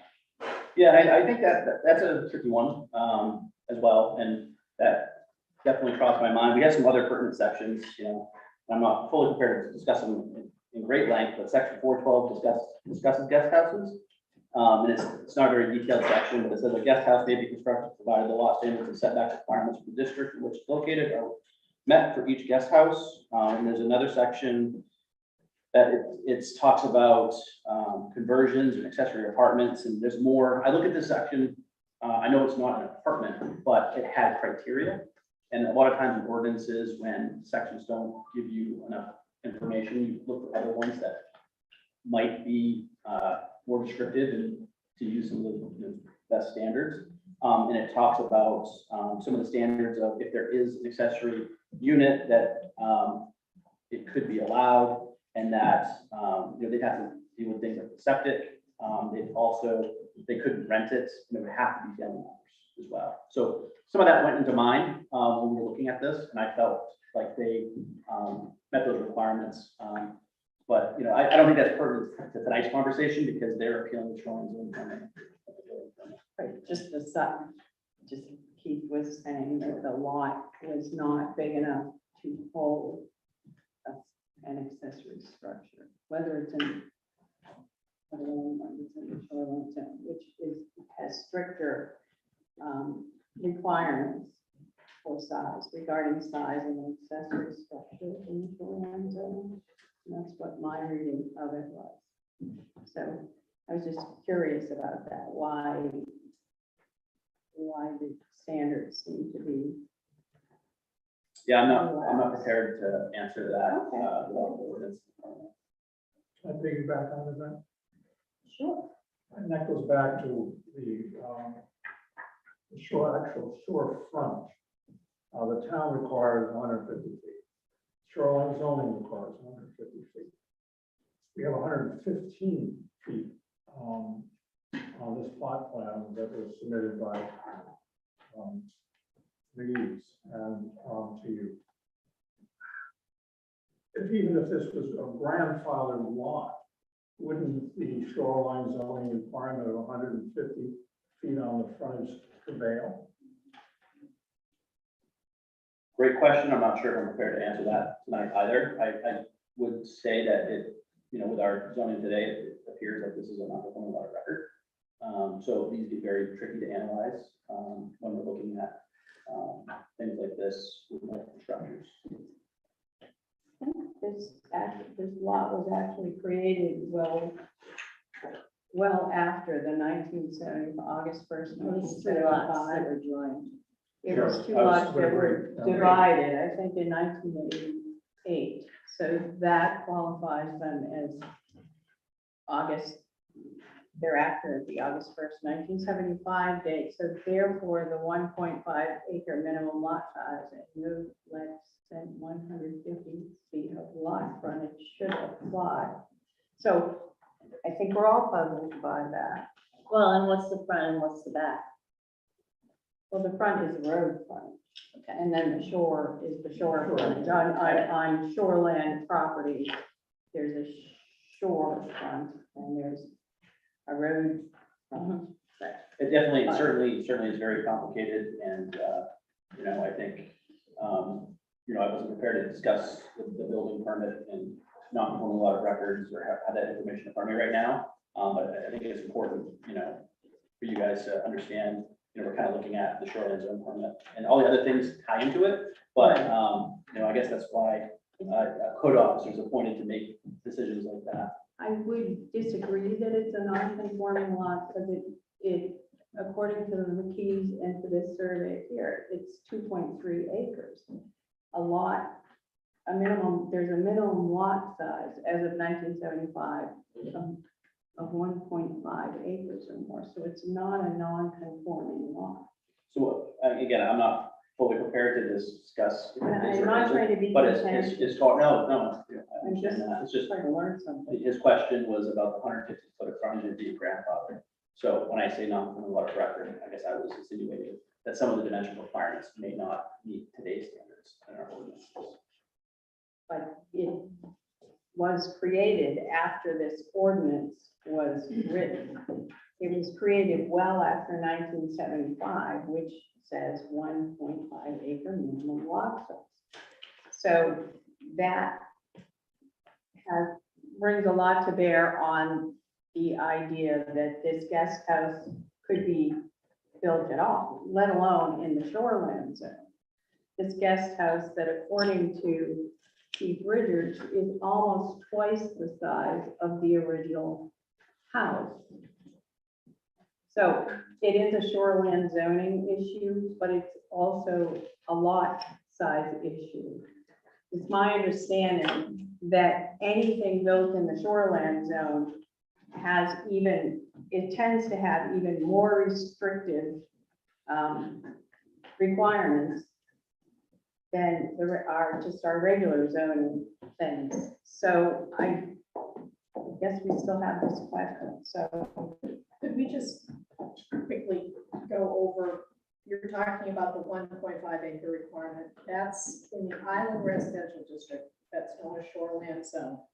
The minimum lot area required in the shoreland zone per dwelling unit is, I'm sure I've got the right one, the Chase into a title area for 30,000 square feet. It's not stricter, it's less strict. In that And what case. is before you tonight, only tonight, is the shoreland question. And that's why I had actually suggested to the attorneys for the appellants that we put this one on hold so you can hear everything at once. And they had the right to proceed and they chose to do so. But that's why this gets very complicated to the board and very hard to pull these issues out from each other. But they have to be pulled out from each other because they chose to proceed with the shoreland appeal.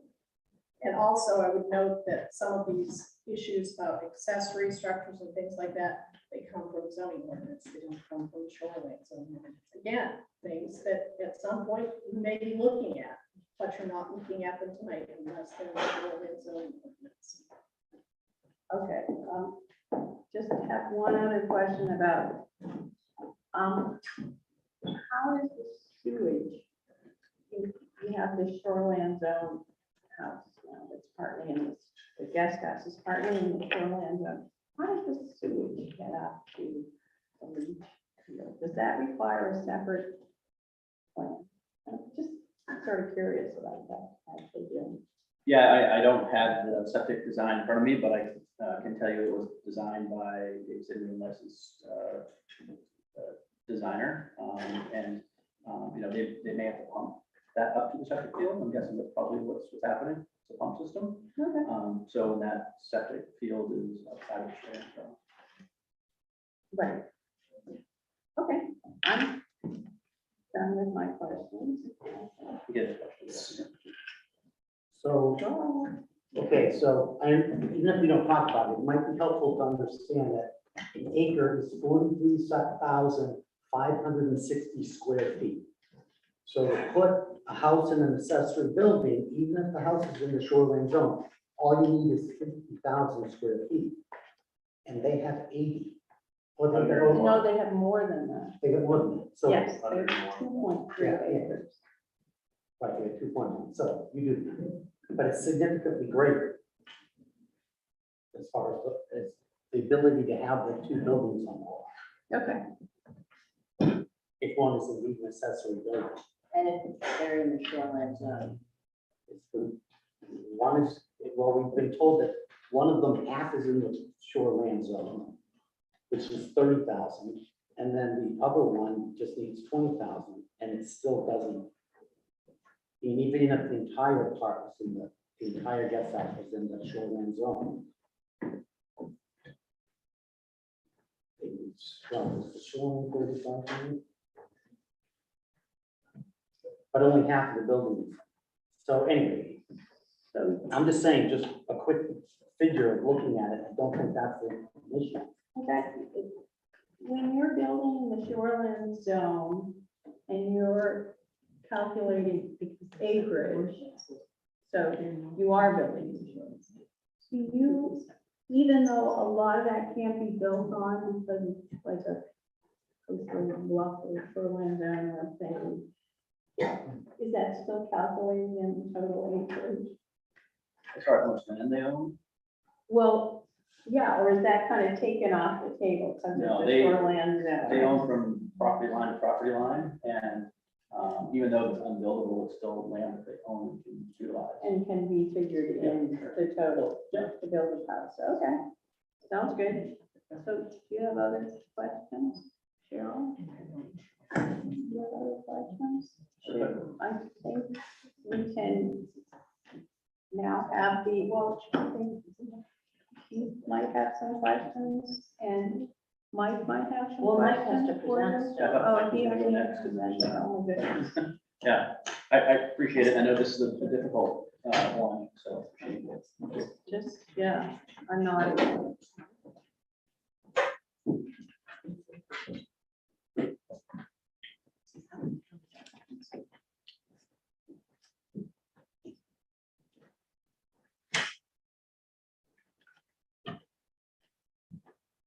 Yeah, and I just found out this afternoon that I was up here debating and having to prove my case.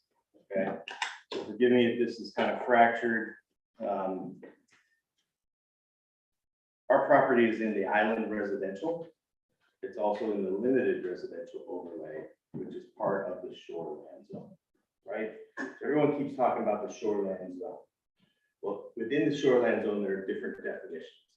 Ours is limited residential.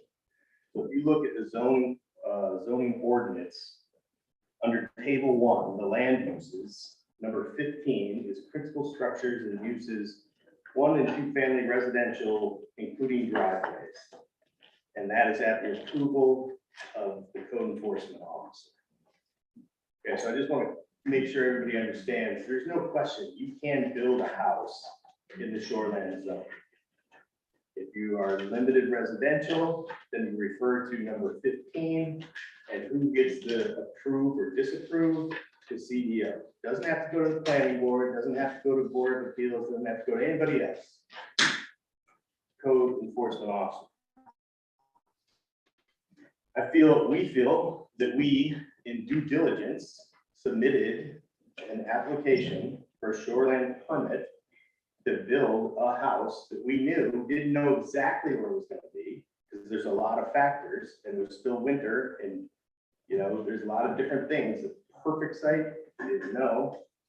So I think in what we turned in, we made it clear that we're not hiding anything. We're going into that shoreline zone, and the house might be in the shoreline zone. And we asked for a permit to extend the driveway, excavate for a foundation, and any buried utilities that we needed to have done. And then we asked for a building permit to build a house. So not knowing any different, if we screwed up, please tell us.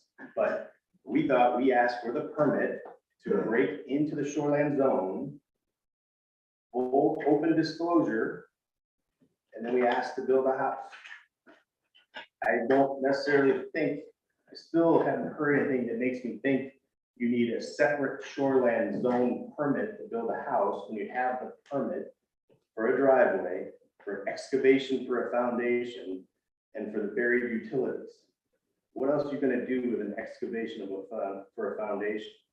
You're just gonna ask to build dig a big old hole and just leave it there? No, it's for a foundation. What's a foundation for? For a house. Where's the house going? You can see where we drew it. We didn't exactly know, but that was the best thing we could do, because this was kind of an expedited thing. All right. I think it's time really for us to publicly say why this lot is so complicated. Okay, so we have always wanted to build on street. We lived in Virginia. In August of 2020, we had been trying for probably 2.5 years to get everything aligned so that we could actually build.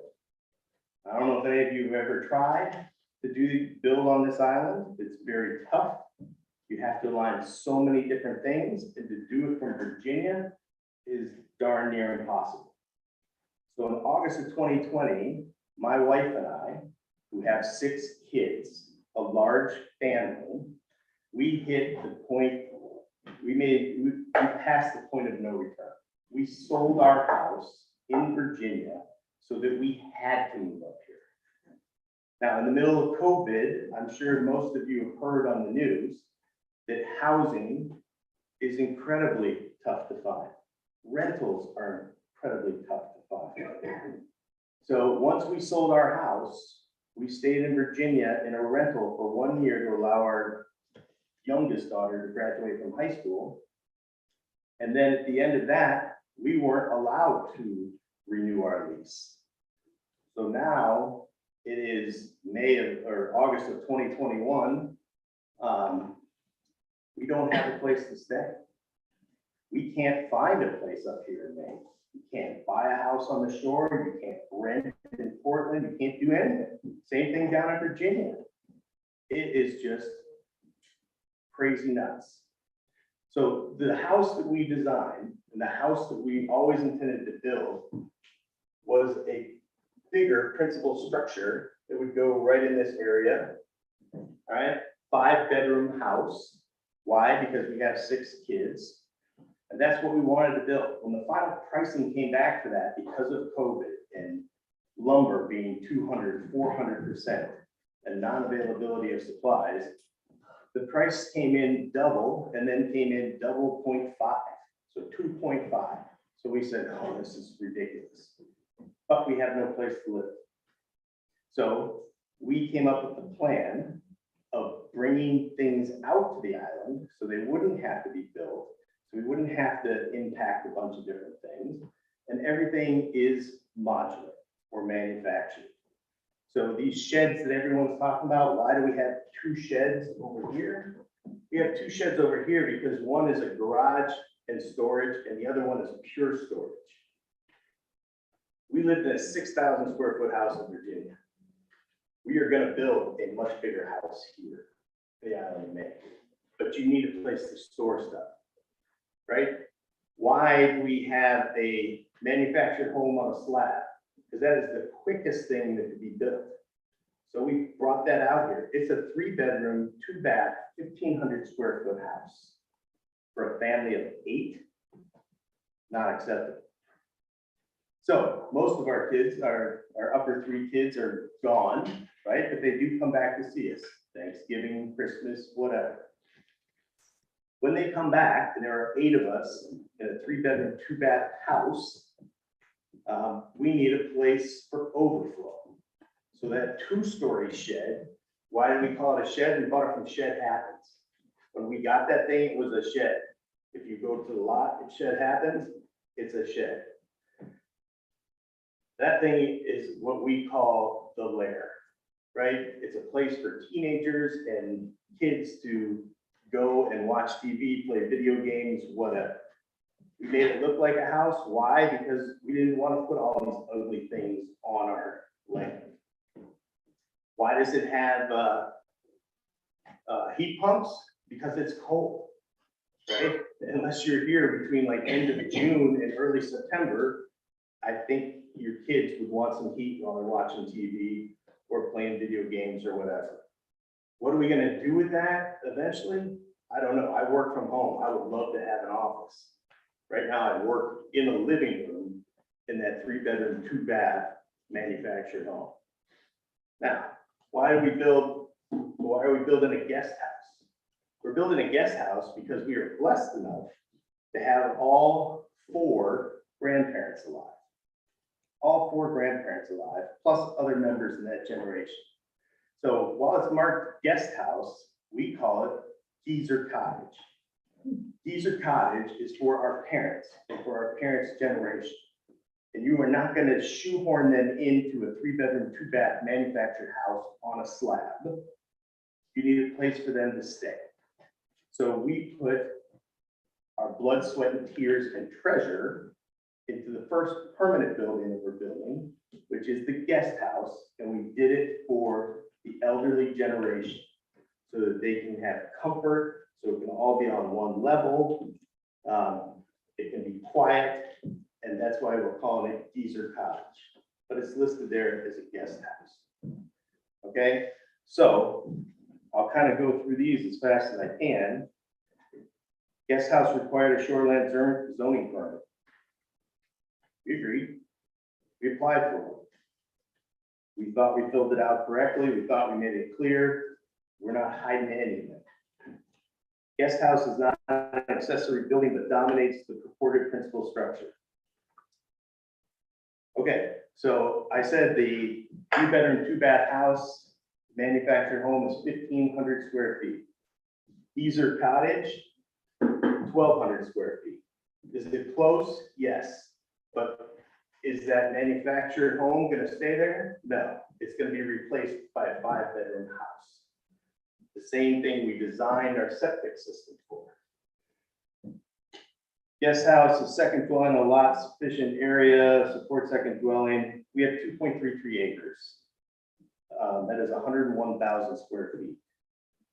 Our lot was created in 1903 or 07, the same time yours was, and the same by the same commissioners when they created the 9 lots. Those 9 lots created also that 20-foot express right of way that a lot of people were confused about earlier, that is not across our property. It's actually between us and Andy Todd. So the lot was established in 1903 or 07.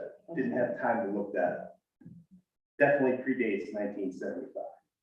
Gallagher's, probably not, because we sold that, our family, who's owned this land since 1931, so sold it to Russ Gwillem in 1988 so that he could build his house. But we have 101,000 square feet, which is 1.5 acres plus an additional 36,000 square feet, in case anyone's interested. All right, so a guest house, according to section 412 of the zoning ordinance, I think Jim read this already, may be constructed, provided, you already went through that. Trying to save time because it started a little late. Okay, septic system. So we designed a septic system for that first house that we wanted to build, the big house. It can handle 5 bedrooms. The manufactured home is a 3-bedroom house. The guest house is a 2-bedroom house. To us, looking at it, talking to Jim, this is temporary, but 3 + 2 does equal 5. Where is the septic from this house going to be? It gets pumped up to the leach field and then holding tanks that are up here outside of the shoreland zone as designed for where what we call the real house is going to go. Are there concerns with any setbacks? Even this, which I've seen for the first time tonight, if we assume it's correct, which I'm not willing to do without examining it, but it has 54.6 feet and it has 45.2 feet. The setbacks are 30. So we are nowhere near the edge of any kind of setbacks. The proposed driveway does not meet ordinance standards. I don't know how anyone can comment on that unless they come out. Jim has been out to see it. Our contractor, Stu Brown for SKD, he is certified, and every time he moves dirt, he either puts up a silt fence, or what probably people don't know is all those stump grindings that the town did. They took the big logs and they created the stump grindings. Those can be used as erosion control. So those are poured into the side of something and packed into it. We also have gravel, we have all kinds of different stuff. So I don't know where you're getting that from, but if you haven't been on the site, it's really hard to see whether or not we've done that, because it blends in beautifully, but we've followed all of those.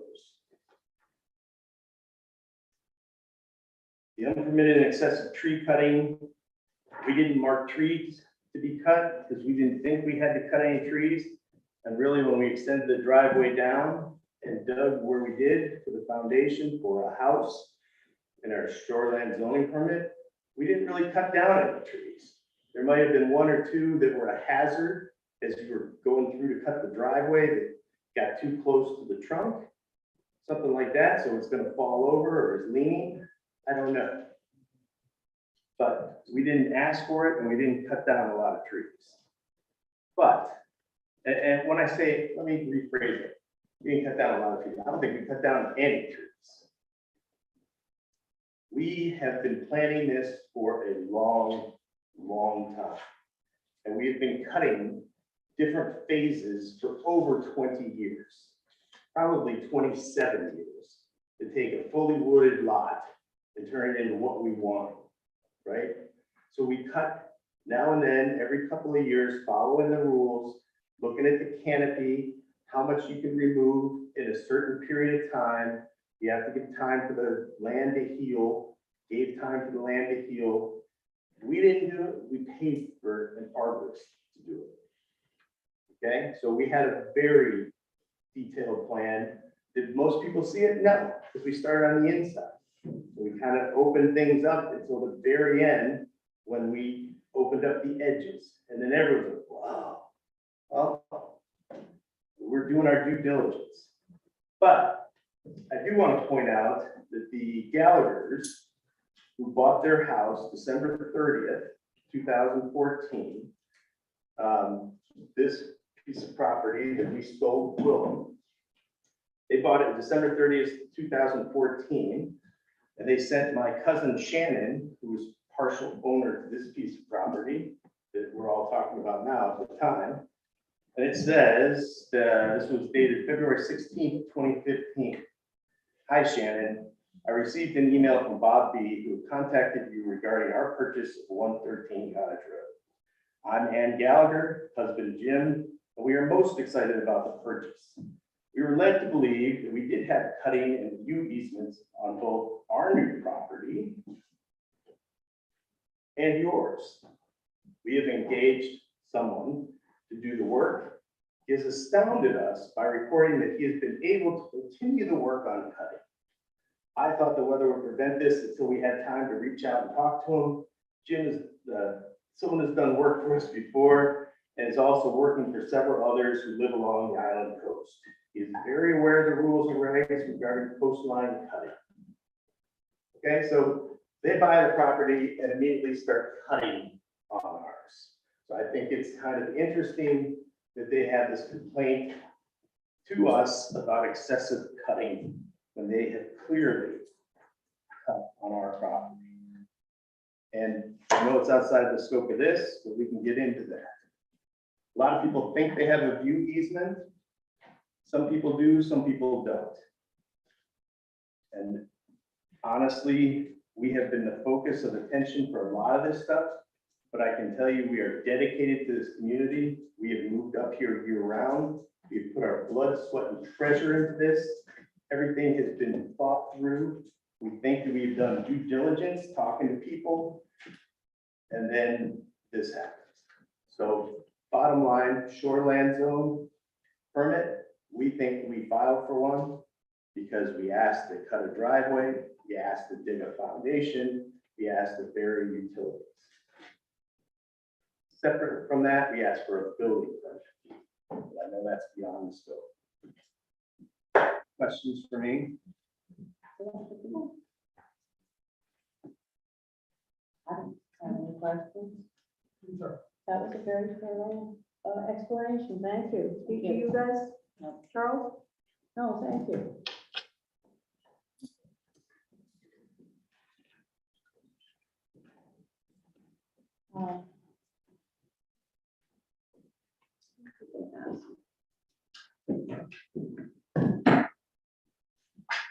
So all the other things.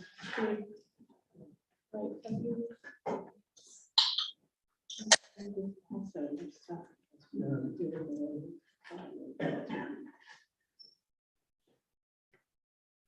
So the next step, I believe, in this kind of convoluted process is our board members have asked all their questions of each, of Keith, of Jim, of Mike.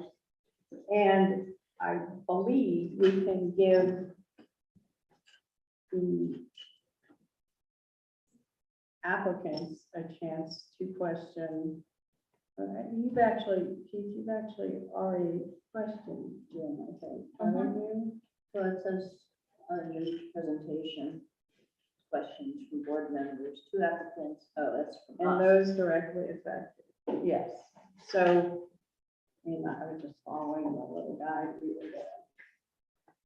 So I think right now, our board has asked all the questions that we were going to ask, or right now, of you three. So if you have no direct questions, Keith, or Jim, then I think the next thing we do is ask the so-called those directly affected in the audience if they have questions for the permitting, I mean, for you or the code enforcement officer. So would you like to ask some questions of people? Well, can I just ask, I have Oh, questions sure. prepared. Come on, but you must go to the plan. Okay, I'll try to keep this brief. So good evening, Jim. Thank you for coming here tonight. You offered to give me a ride. I appreciate that. I still need you for a ride, so thank you. You would agree with me that it's your duty to enforce the shoreline zone ordinance?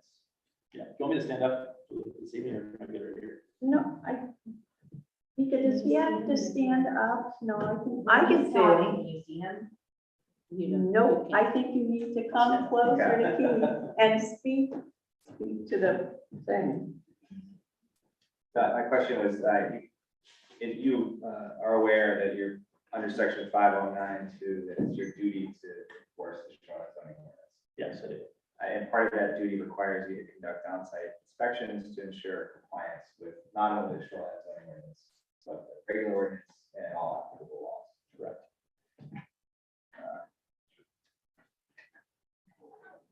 What is the setback that applies to the driveway extension for which you permitted under the shoreline zoning application? So what setback to the shore applies to the driveway that was permitted by this?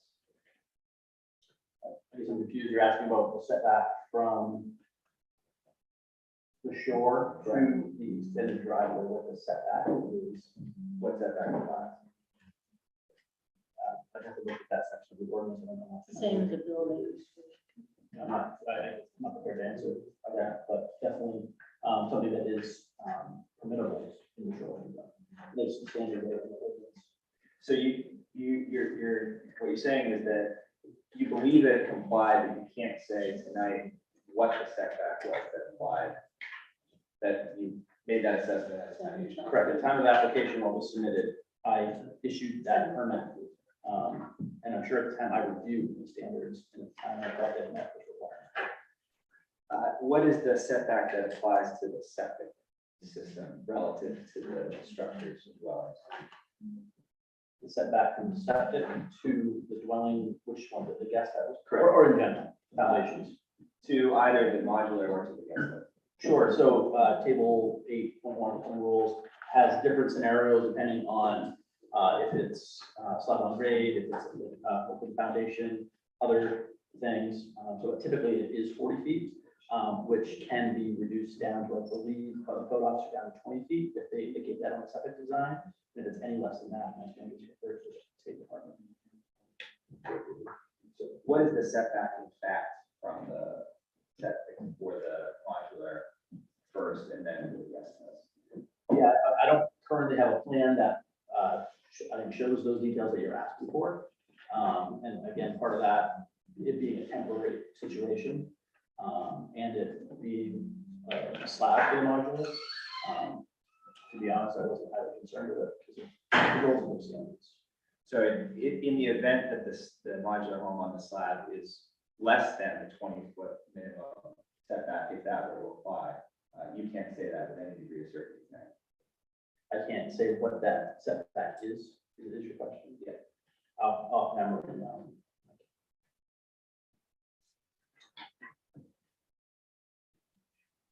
If I understood the way that you consider a permit application, you are, if the sketch drawing that's done indicates that there might be something that comes rather close to the setback, you don't require someone to get a survey to determine conclusively whether you're within or outside. Typically, if we're within areas that are sensitive, where there are stringent setback requirements, property boundary lines, buildable envelope of the shoreline zone, things like that, yes, we typically do require that, those sort of items. In this case, I felt comfortable with the buffer that was provided and knowing that things would on site, that we would get a plan once the final plan was put in place. And as to erosion and sedimentation, I understood what you said tonight to mean that you left it to the contractor that you gave the permit to determine that they were compliant with those standards, rather than evaluate as code enforcement officer whether in fact they were compliant. It's up to them to ensure that they're working within the shoreline zone, that they're operating under the state requirements and our local requirements to be compliant with erosion control. While I was out there, anytime I'm on any site and there's measures in place or there aren't measures in place, part of my role is to ask the questions, visually inspect them, and address the issue if I feel that there is. But it's not up to the contractor, it's up to you ultimately, To inspect it or to ensure compliance with the. compliance is actually a partnership with the certified contractor and with code enforcement officers. Assuming that they're appropriately licensed Absolutely. and they have the adequate training. I understood you to say that you couldn't remember tonight whether or not there was any erosion control or sedimentation control implements that were on site. You don't remember that? No, that's not what was said. What was said is, I don't remember specifically which types were in place, whether it was a bark mulch berm, whether it was hay, silt fencing, things like that. I think Mr. McKee addressed the specifics. In your evaluation of the inspections you've done, how many dwellings are there on the property? How many dwelling units? Correct. In which definition are you asking? On that, and so we can take this in steps. Remember, you need a ride.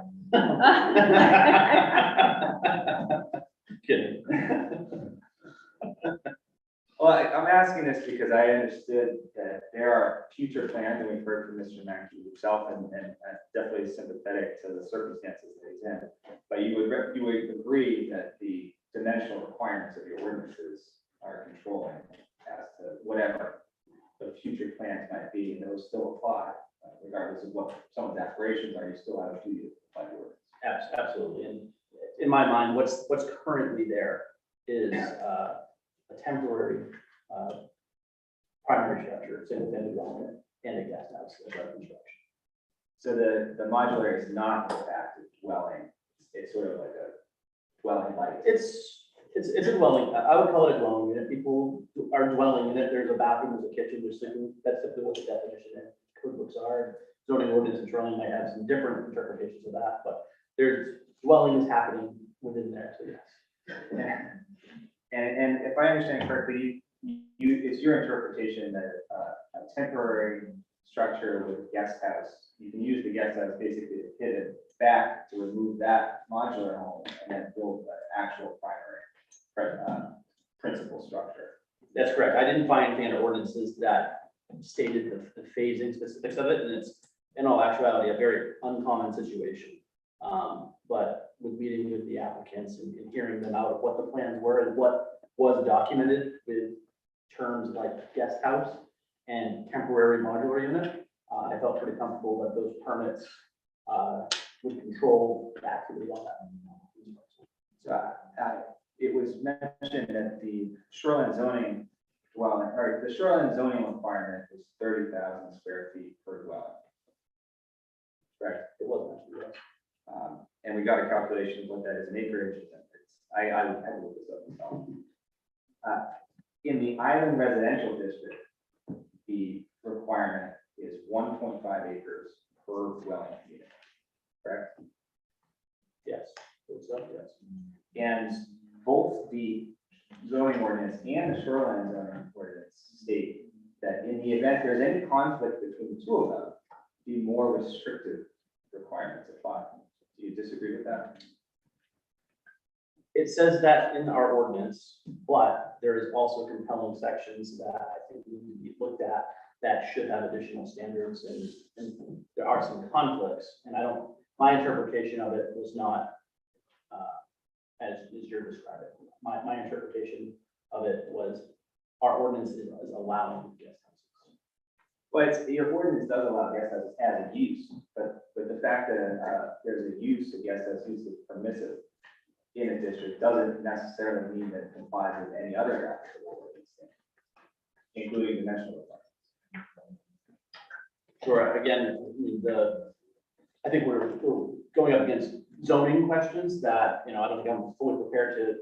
I have, may I step in here? In the zoning ordinance, under the definitions, it states, a guest house shall mean a separate single-family dwelling intended for the private use of the property owner and located on the same parcel as the principal residential structure.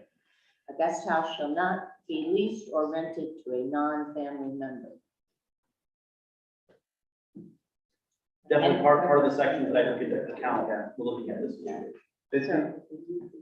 The ordinance also speaks to other accessory uses, manor houses and accessory apartments are two. Yes. the ordinances that deal with that are explicit that the dimensional requirements still apply to those per dwelling, correct? It does say that, but it does not say specifically which dimensional requirements it is. That's okay. Again, Okay, if we don't have more questions, I think we can open questions up to the panel. Do I get a question? Sure, Mike, would you like to? I- But you must step up to the Oh, the plinth. okay. well, Oh, yeah, you need to come back. well, Ms. Mackey, I don't want to deny you any opportunity to present your evidence, but it's very uncommon to question a party's attorney. You know, if you wanted to ask fact witness, Your clients aren't here, that's right. right? That's right. So we're here, they're here, we're your clients. If this is so important, where are they? And if I can't question them, why can't I question you? You just basically have been up here pretending that this is, well, not pretending, sorry, that you've been acting like this is a court case. I watched you bought deer, or whatever that term was, and my cousin Vinny, and the expertise of the gentleman who did this. So why can't I question? Oh, boy, we're going to have the town lawyer step in between the two of you. I'm not gonna get between the two, Oh, they can work it out between themselves. I will say that I agree with Attorney Richard, that it would be quite unusual for the attorney to be cross-examined. However, Mr. Mackey certainly can ask any questions of the code enforcement officer that he would like to ask. That's permissible, and I understand your frustration that the other party is not here to ask questions, but he is not the party. He is their representative, and I understand the frustration about that too, but that was not. He certainly asked the code enforcement officer. Could you clarify what he is not the, No, he's an attorney and not their party? Because He is a representative of them. He's not. Sorry. He does not have the knowledge of the property. He has the information that he has acquired to prepare for tonight's hearing, but he can't answer questions about historically what his clients may have done on the property. I'm sure he doesn't have any idea about the view easement issue because that's not in the scope of this representation. He is not the same as if they had an engineer. He might be able to ask the engineer questions. I don't think there's questions for the engineer. Or sorry, the surveyor. In that case, they are a fact witness. He is not a fact witness before you. He's presenting positions before you. And that's something I'll remind you that when you go to your deliberations, keep in mind that what he has done for you is the same thing. He has given you argument. He has had witnesses put on facts. He has provided you with documentary evidence, but things that he has said are argument. They are not the facts themselves, and they don't take the place of factual evidence. Right, and so essentially you're saying that he can't speak for the client, or he can only speak insofar as these limited issues that he's already delineated. Well, No. he cannot serve as a witness, is what I'm saying. And so Okay. that's why he can't be prosecuted. Go back to your seat. Thank And, you. I guess both of you. Well, Go no- back to your seat. Yes. Well, okay, yeah, so I can ask the technical questions? No, you can Yes, ask. you can ask the technical questions of the engineer or of the code enforcement. I'm sorry, not the engineer, the surveyor or the code enforcement officer. Okay, so again, not prepared for this, did not understand that I'd be up here defending our lives and our livelihood. But, sir, a couple questions about this. So, over the years, we have spent a lot of money on surveys. Owen Haskell surveys, we submitted them with our applications. When neighbors have come and disputed and stuff, we have paid extra money. For instance, when the expressed right of way on this side, the 20-foot right of way, and there were questions being asked. You included Sam about whether or not that path was on our property, whether it was a right of way through our property, and how that affected our setbacks for the sheds and all that. We paid extra money to clarify. We had Owen Haskell come out again, and we had him mark it, right? So over and over, we have done surveys. Our survey looks a lot different than this survey. I realize that this was produced quickly. I'm not saying you didn't do it correct, but can you explain to me, for instance, what is the North 88? This line right here. You use this line, right? Right. And you got that off of our surveys. Now, it's a survey that was done, and I put it right in here, it was a boundary survey at 113. Okay, dated 11/16/20. That's correct. What about this? I believe that was shown on that plan as well. I didn't do any further research on that. Do you know what this refers to? Can you tell us what this? That's a bearing, It's a bearing? yes. So So is it magnetic or is it true? it was off from the plan, I can't tell you that. I Was believe it's a magnetic bearing. I believe it's a magnetic one too. Yeah. Did you correct for variation and deviation? Since this was done so many years ago. I did not, I represented exactly what that plan showed. Okay, so where did you get this? You said you got it from GIS. So the GIS, and maybe I can jump ahead a little bit on the Well, question. just answer my question, right? If the lawyer gets to ask as much questions as he's in court law, then do Have it. It's a tough night, And right? Okay, so this is based on GIS, that's right? Yeah. Is that an analog or a digital? How is GIS come on? So GIS is a digital map, and it's based on true north.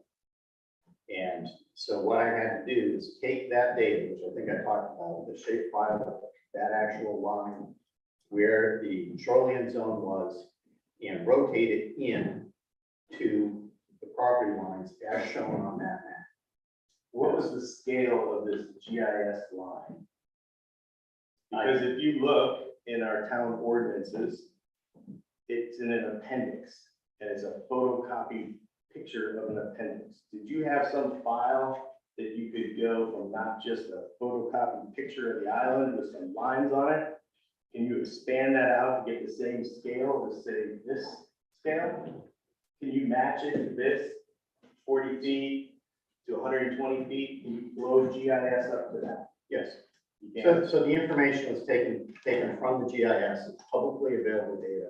And I took that file and scaled it so that it matched onto that. So you overlaid a file that's based on true north onto data that is based on magnetic north. It's correct. And this magnetic north, like the boundaries of this property, which was created, this plot back in 1907, was based on magnetic north back to 1907. So you would have to correct through the ages, all the way back to 1907 for magnetic north, and then align modern day electronic true north. So you did that. You've kind of made a whole bunch of assumptions here, but basically this is electronic data. So I created an electronic model in AutoCAD, that's the program that I use, of that original survey. And I took the data from the GIS, scaled it up and rotated it in based on the property lines that were shown. This is something that's done very commonly in survey. I didn't put a whole lot of rocket science into this. It was just a simple matter of taking that electronic data, overlaying it, rotating it. Okay. So I would like to say that in the surveys that we had done by Owen Haskell, there was a lot more put into this. You can't see it in that thing that they provided to you, but when I provided it to them, there are lines, topography. There are all the different pins that are at different places. Mike, excuse me, do you mean the code enforcement officer? You Yes. just said them, we just need to Sorry. specify that. So don't mean to interrupt, but in my permit submission, we're Right. reviewing. right? Which you have asked for before when we were talking about the right of ways. Right, you wanted to see my survey in the emails and going back and please, forth. yeah, I guess, yeah. 'cause Yeah. Okay, so very detailed, has a very defined high water mark. Why is that important? Because all of our setbacks are based off of high water marks. So one of the times I had Owen Haskell come back out was to mark the 75 foot on the property that denotes that shoreline protection zone where you can't do any cutting or anything else. So before we did anything down there, we had to prove, and we laid out for everybody walking down paths and stuff, where that 75 foot setback is. Now, we haven't marked the exact 250 foot setback yet, but I'm sure we'll probably be told to. Probably So what, like, probably be told to, right? It seems like we can't prove anything unless we spend a lot of additional money to go out and make it crystal clear for people walking by what's going on. Otherwise, people make assumptions and their assumptions are wrong. It's kind of like the standard, I stub my toe in the morning and by 6 o'clock at night, my head was chopped off. Same type of thing here. So we pay extra money whenever we get challenged on this stuff to lay it out so it's easily, visibly determined. So I have a question. This survey, the Owen Yes, Haskell survey, that's not the 250 foot line? that is, yes, but I'm saying I haven't had them come out and stake it. so Oh, that people stake can it, see oh, Right, I had to no, have, but it would be helpful to have something like this that shows where the building. but I had to come out and have them stake it up here and stake it down here because people kept saying that the expressed right of way was someplace where it wasn't. Well, that's called a prescriptive easement. And The that expressed is, right of way is the 20 foot right, that but shows up on all it this stuff. deviates as a prescriptive easement. And this is Prescriptive- neither, this is like off the topic, Yeah, so we'll get It's off. off topic, but No, it's we're important not, because it if is you not say germane prescriptive, to this topic, so let's get right back to this survey.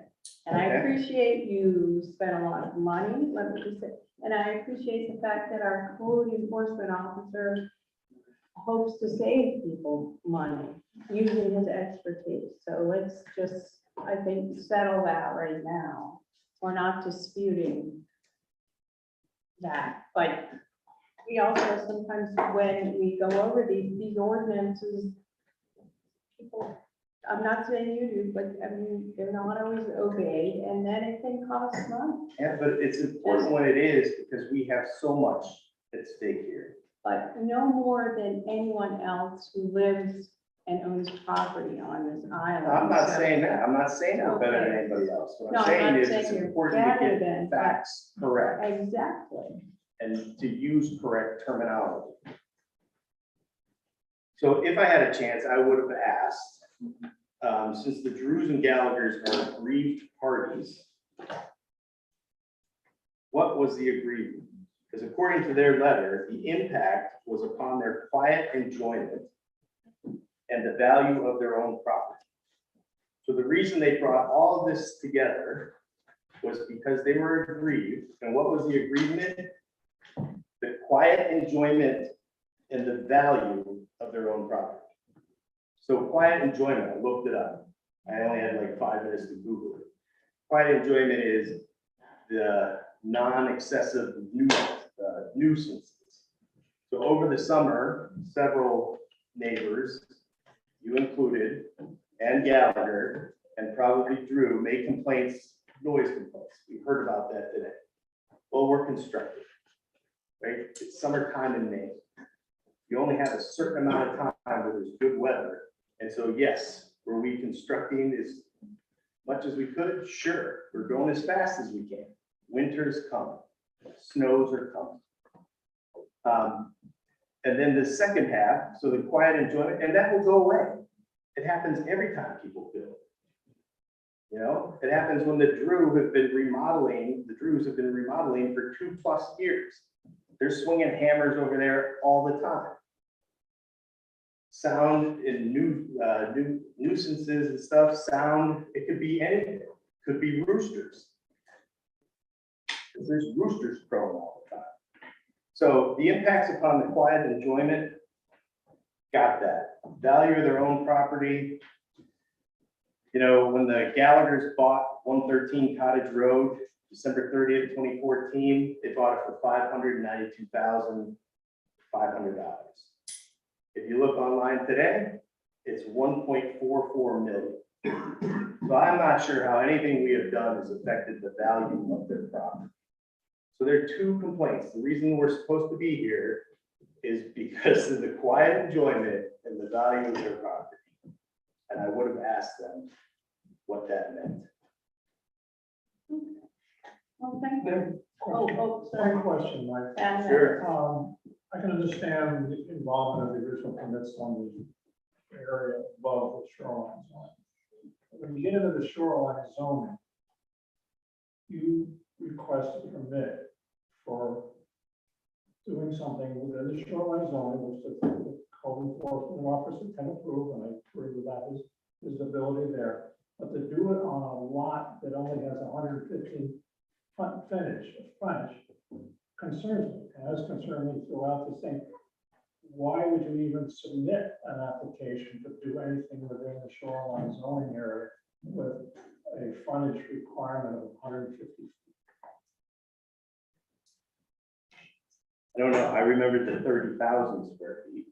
Again, I had no time to prepare, so I gotta look back. at it. Even if this was a grandfathered lot, which would allow, whatever the original lot size was in 1907, did you say? Or 3. Three or whatever, Something. three, that would not be permitted because of the overriding regulation within the shoreline zoning that it be 150 feet, even if this was all a grandfathered car at one time. And that's the one thing that concerns me about this whole thing is that you've pretty much taken care of much of the other thoughts I had, but this 150, I've had to follow it in my construction project. But to avoid the fact that you needed 150 feet, why did you apply for it in the first place when you had this limiting factor? I thought we were covered. I need more time to do research. All right, if you look at our lot, where's the widest part of our lot is right here. Right, that's the widest part. So that gives us the most area to play with between the setbacks. That's with respect, that's not what's happening. I understand. So, I'm but just thank saying you I'm for not pointing out prepared. that we tried to put it Give in me the more wider. time and I'll come up with an answer. Well, this is the way the appeal, the hearings go. You get proper notice, and then we just dive in. So 14 days, again, I started by saying I didn't think that was proper notice. it is proper notice. It is in accordance with our the ordinance. So it is proper notice. It's probably quite a surprise to receive one of these things. And I appreciate the fact that you're as well prepared as you are.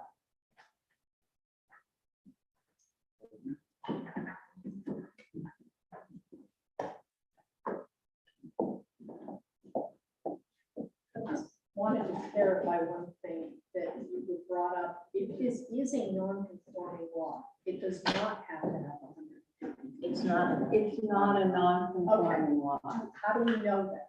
because of when it was created. Well, I thought I think we've got conflicting evidence on that particular issue as well. It was subdivided. So there was an original lot 7, I think. It was subdivided in That was 1988. But the lot dimensions, that ordinance goes back to lots created in 1975 or afterwards.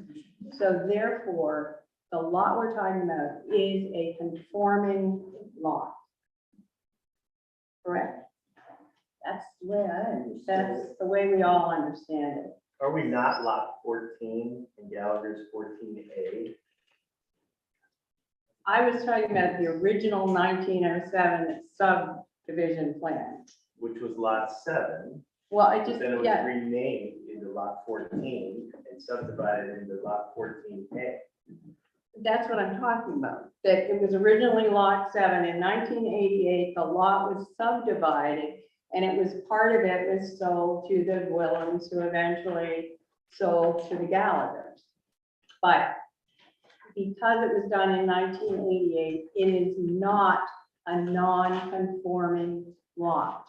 It was created after 1975. So there's no question. Is the Gallagher's and, McGee's, is that actually the original 7 up there on? Yes, is that- that's the original 7. I'm one or 3 or something, but I'm across the road. I think it depends on which ordinance you're reading them.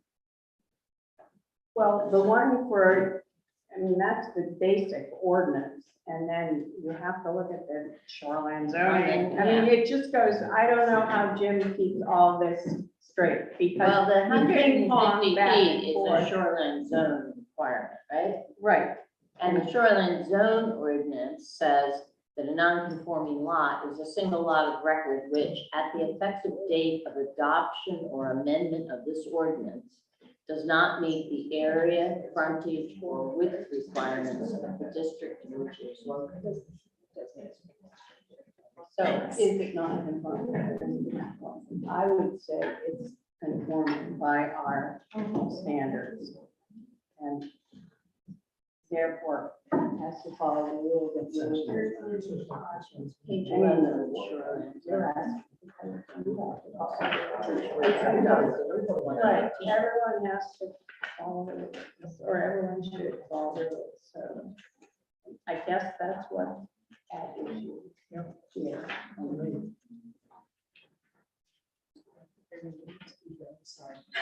Oh, step away from the pledge then, Natalie, and then I believe we can, since we have, do you have further questions? Okay, then I think we can now ask for questions from other interested parties, i.e. other abutters. And in this case, a butter is not strictly you're not, your lot may not touch that lot. And a butter is a more, can be a more general term. So I'm just saying, I'm not trying to be argumentative, I'm Where is just, that defined? Oh, God, we can tell. Abutters were all the people within 500 feet of the property, so if you received a notice in the mail, you're an abutter. If you didn't, you're not. okay, so I think we can open the floor up to questions from abutters, if we have any other abutters or other interested parties, or just the general public. Yeah, that's next. Questions from others. Others. Are there any others here who would like to ask a question? Come on, David, I can see that you want to ask a question. Yeah, why are we here? I don't know, I thought there were gonna be snacks. Jeff, Jeff, Is there a reason why you come up here to ask? yes, should, please. Jeff Suma, I am both an abutter and an interested party. I'm just curious as to what the reason is why anyone may be thinking it's a non-conforming lot. My understanding, is in agreement with yours, is that this is a conforming lot. So I'm just interested to find out why there's even a thought or question as to why it's not conforming. Okay, would you? Jim, I think you said you didn't feel qualified to answer at this junction. I Like, still- get up, I still get don't. on up there. I think it really needs to be looked at by an attorney and not on the spot, but, so if you're saying, I guess my question back is, if it's a conforming lot, but it doesn't meet the 150-foot frontage requirement. Yeah. What's the point? Like, why does it matter? It's a buildable lot. Above the shoreline zone, is that correct? Yeah. They're not subdividing their lower, like, there's not two lots on this parcel, it's all one lot with a primary structure and a guest house. So if it's a conforming lot, that's great, because it means that they don't need to meet the frontage, because you're calling it conforming to the zoning requirements. That's not what it says in the zone. Well, I saw, there's conflicting sections in there, and I think that's why we're in this conundrum, and I think, this is why attorneys and judges make lots of money to decide these things out in courts sometimes. So I feel like that's a big question mark is where I'm at, but I don't know where that falls with this appeal, to be honest with you folks. I think, focusing, I get it's all connected, but they're not appealing the conforming versus conforming. They're appealing what they thought a shoreline zone home was an issue. So that's kind of where I'm at with it, but. Legal jargon to back up any of that or about it, but. I would like an interpretation of page 27 of the shoreline zone. And Well, if you can give me a standards, page number, that's. fine. yeah, it's under.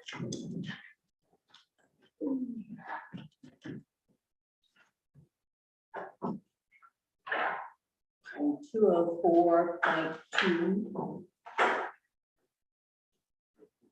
And then there's a table and who can issue the permit, and then there's the,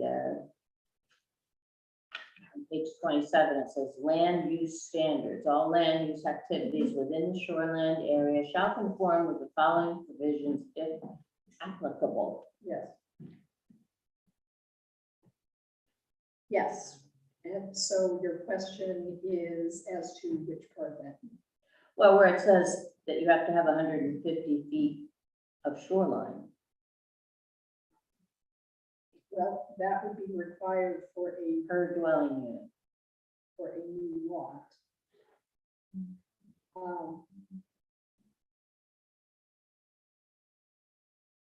This was not an issue that was raised in the appeal. I'm really concerned that you are going beyond the appeal, which already includes things that are not properly before you, which is anything outside of the shoreline.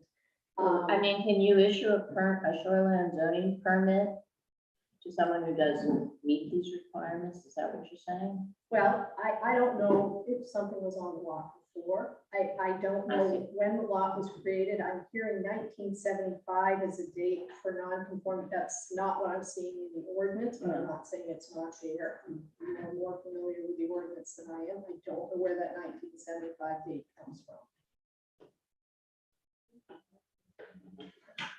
I've looked at non-conforming lots in both the shoreland and in the zoning ordinance, and I don't see a date. It talks about a lot of record at the date of adoption of the ordinance or at the amendment of the ordinance. And so when I look at the date of adoption, which I think is probably what you're referring to, I'm not seeing 1975 as a date for either one of them. Again, that doesn't mean that's the be all and end all. It's just I'm not seeing it someplace.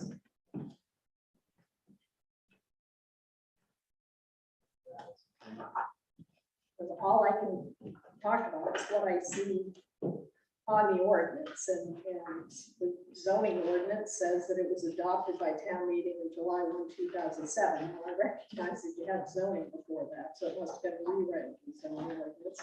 And the shoreland zoning ordinance says it was adopted on April 7, 2018. Well, under state law, you would have needed to have had a shoreland zoning ordinance no later than the early 1990s, and I'm sure you had one before that anyway. So I just don't know where the dates are coming from that we're talking about. I don't know exactly when the lot was created. I suspect you do know when the lot was created, but without having those various dates, I can't answer the question for you. section 204.1.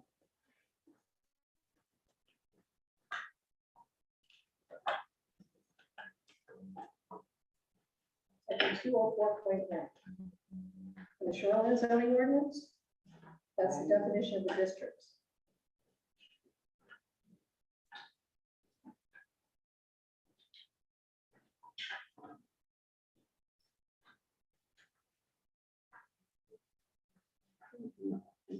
I'll look at 204.1, the zoning as well, that's also the district.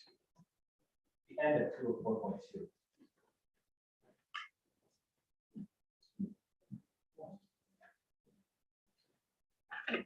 Look at 204.1.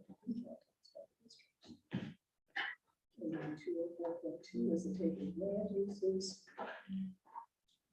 So 204.1C, the following lot standards shall apply to all lots within the IR districts created on August 1st, 1975 or later. That's the rules Okay. anyway. Thank you.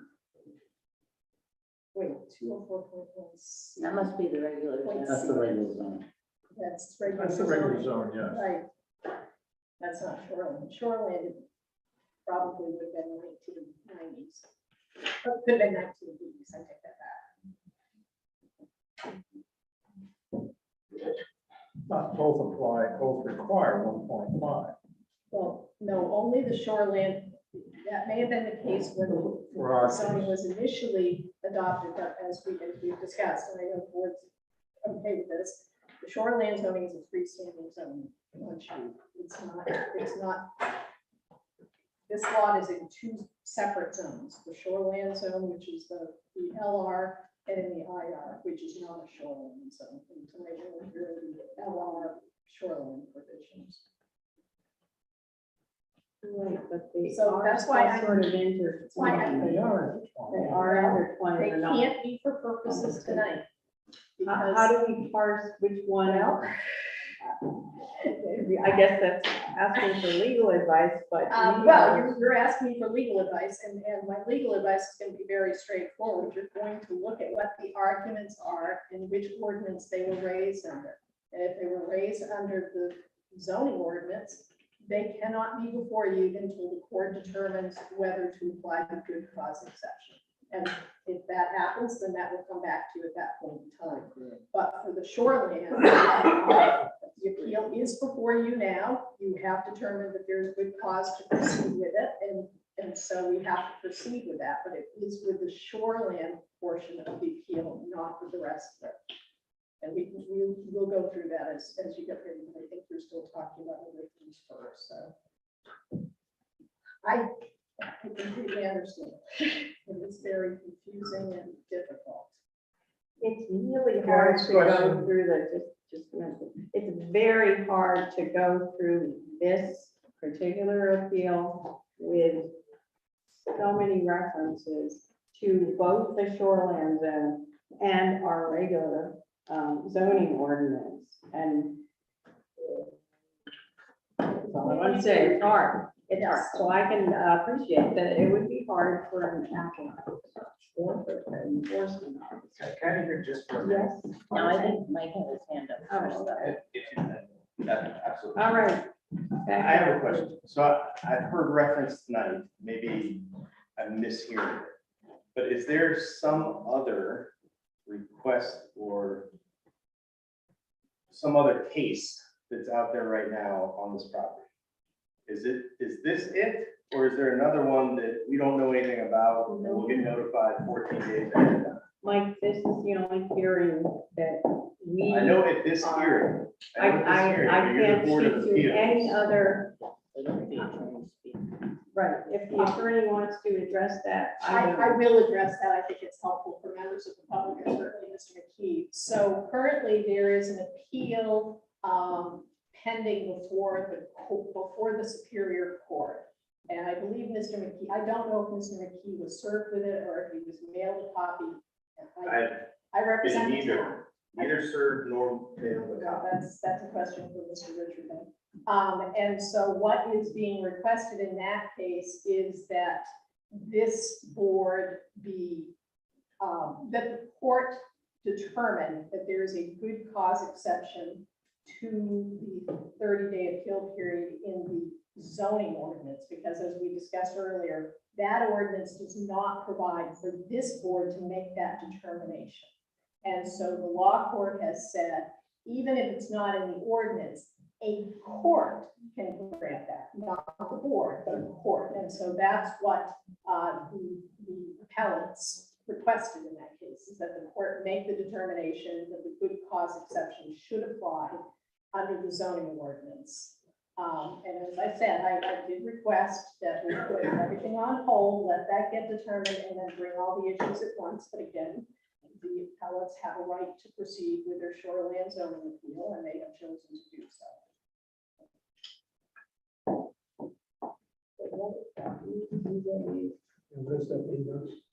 Natalie, could you just explain what that means vis-a-vis our board? Are we just They'll sitting come back to here us like and- my dog is at home dying? I would rather be with him.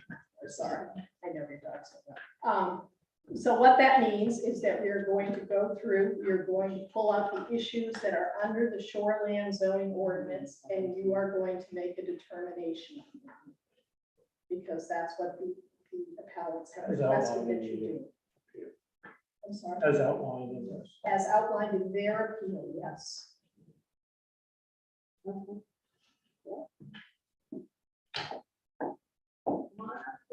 Have you another question? I've learned for the first time tonight that what they got was a shoreline zoning permit that really was for the guest house. I didn't Not understand for that. guest house, excavation. So I mean, I'm just confused. What we were trying to do is to preserve my client's rights to appeal it. These types of appeals are very technical, and if you don't do it right, then, and there's no jurisdiction, then you automatically, it doesn't matter whether the ordinance was followed, whether you had a good argument or not. We filed 2 appeals because that's what your ordinances required us to do. I couldn't come before you tonight to ask you to enlarge the deadline to appeal the building permit because your zoning ordinance doesn't allow this board to decide that. We have to go to court. I would much rather, my client's court would much rather do everything at once, but I think that the guest house is at issue tonight. And that the board should apply this zoning ordinance and the dimensional requirements. Because otherwise, if we come back on the building permit appeal, can we not consider the shoreline zoning ordinance and the standards there? And I don't really understand how that would work. So I think that the appeal does bring the issue of the guest house and dimensional issue requirements and the arguments that are made, and this table on page 27 down to you tonight. So. Yeah, well, Jim explained to us that when he issued the shoreline permit, that it applied to the driveway extension, the excavation for the house and the guest house itself, right? No, not the guest house itself. No, he Guest said, But yes, it says $36,000 on the permit. I want to find that kind of guest. Yeah. Probably the price of. Yeah, the associated work. I can clarify that. It's 36,000 for the driveway and the hole and burying the stuff. The house and the building permit, that's 650,000. So you were, and is it fair to say that you were a little confused by this I know. process? Because I was totally confused. I assumed We thought we what were you pulling just over. said. We that- thought that no, we described I- to could everybody I what just was finish? happening and why. I thought that the shoreline permit application that you filed was just for the building and the foundation work. And then you filed a separate building permit, which Right. which was not a shoreline zoning permit. It was just to build the guest house. Right. But Jim has explained to us that when he, and correct me if I'm saying this wrong, that when he issued the shoreline zoning permit, he intended it, despite the fact that you had this really low figure, he intended it to cover both the house and the driveway extension and excavation. See, I don't understand. I think that's kind of ridiculous, right?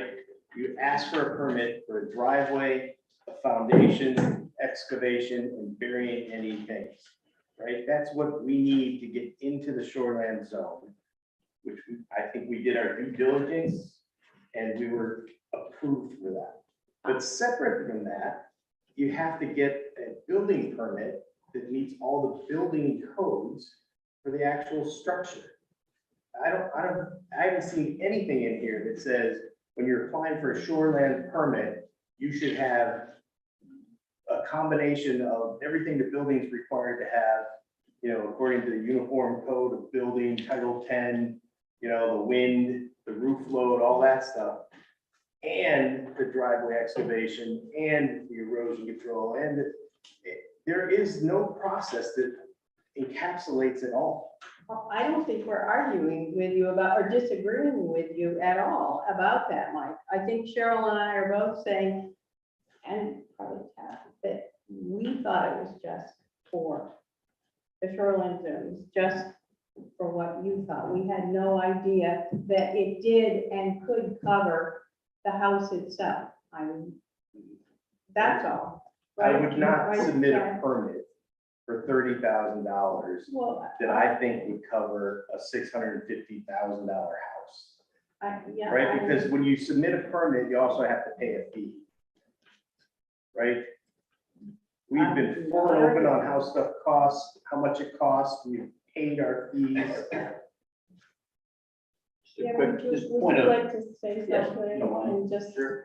just as far as like what the typical process looks like, I thought Yeah, I explained that's it. great. I just want to make sure everybody fully understands. Good. So the shoreline, and when this appeal came forward, I was, until tonight, very confused of what was actually being appealed, and I think a lot of people are. Because in my mind, they have always had a shoreline zone permit. The shoreline zone permit, it can cover anything that's happening in the shoreline zone. There's different options to check: soil disturbance, dock, pier, wharf, tree cutting, or other. And they did soil disturbance because essentially that's the impact within the shoreline zone. And then they put in their description, the proposed use says driveway extension and guest house site. So this is their shoreline zone permit.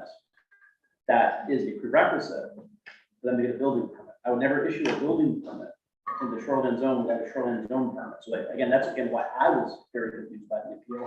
And I think maybe it was confusing how it was worded. Again, it was worded by the applicant, and you know, I take this and I issue it in this kind of permit number. If you go on the town website, it says, I believe it says driveway extension and guest house. That's all it says.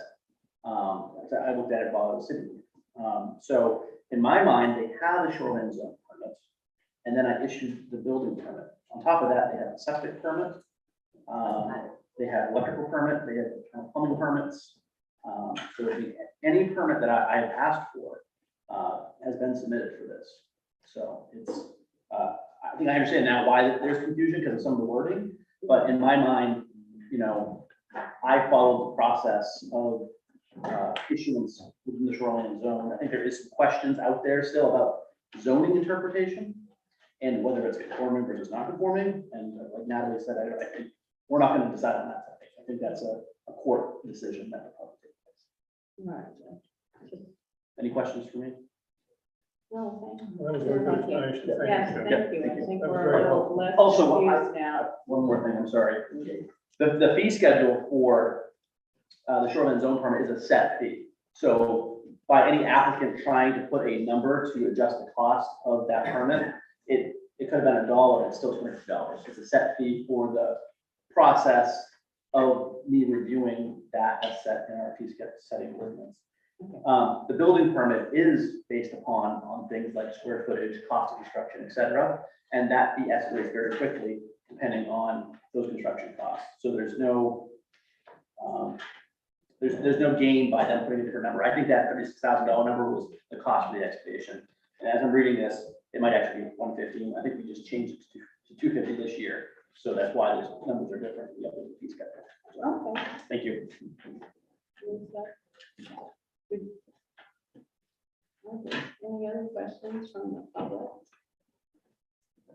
Are you allowed comments from the public, or are you just asking about questions? I think there's a place for comments. I mean, questions, okay, or Comments, comments, questions it doesn't, I from mean, others. so- Yeah. Nothing? I guess we should close with them public comment. Deliberate if everyone has. report to Well, I think we have too many outstanding questions. Are we allowed to do this for ourselves? I would think that you do have outstanding questions. One question that I would think that you would have is that you have been provided with a small copy of the Owen Haskell survey. One of the issues that's been raised here is about topography, and I think that's the only evidence that you have of it. I can't read it, and I suspect you can't either, at least as to. I don't have any of us. But not you. Yes, and you have to have much better eyes. We've all than tried me. It magnifying also, glasses and it got would have, nowhere. I think even if you magnified it, you No, Yeah. it just I got my looks glasses like don't a work. juice. And so I think that certainly an option the board always has is to stop at this point and continue the matter. We're not closing the public hearing, and so we're not worried about the 35-day period or any other period starting to run. You convened your hearing within the required period of time, and so you met that requirement under the ordinance. But I think that what you should do as a board is talk about what you need to see for your next meeting. Obviously, the survey is one thing, but what other things do you need to see? Are there deeds that you would like to review or anything like that? Maybe so. If you have questions that could be answered by the deeds, absolutely. Yes, I think we have a number of questions, and I don't feel settled enough to make an informed decision and a fair decision. Correct. So, Well, let me get a piece of paper and we'll start helping you with the list, or you'll tell me what you want and I'll.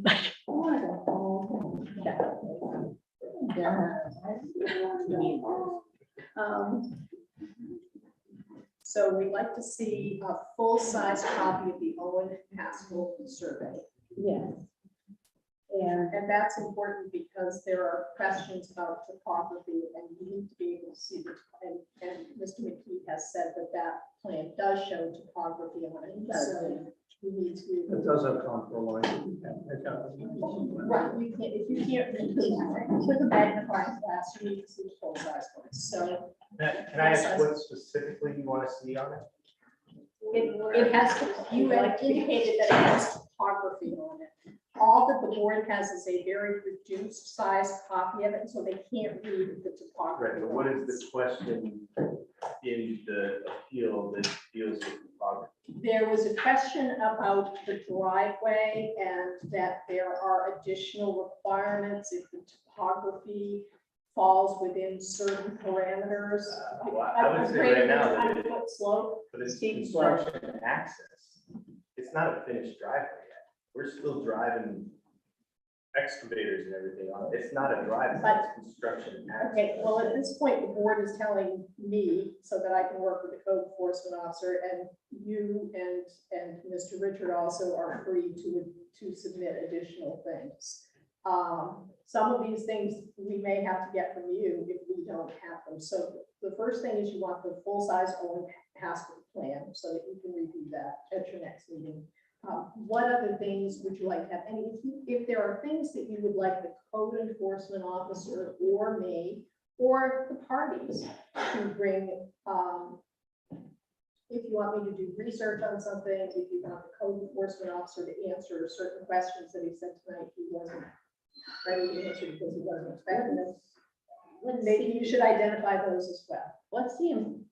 What are the implications of non-conforming and conforming lot? Okay. And how do we determine which it is? Thank you. I don't even know why it's important. No, thank you, Cheryl. One. It's one of my concerns. Yeah. That would be a question for me to answer.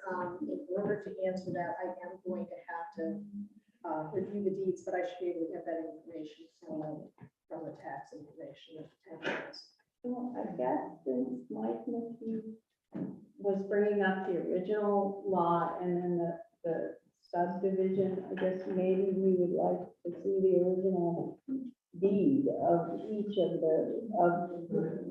Remember that the more you ask for, the longer it's gonna take us to pull it together, but what you I need to just- have, you tell us what No, you need for because your he was decision. disputing, and again, I have no dog in this fight. I was just saying that he was disputing the accuracy of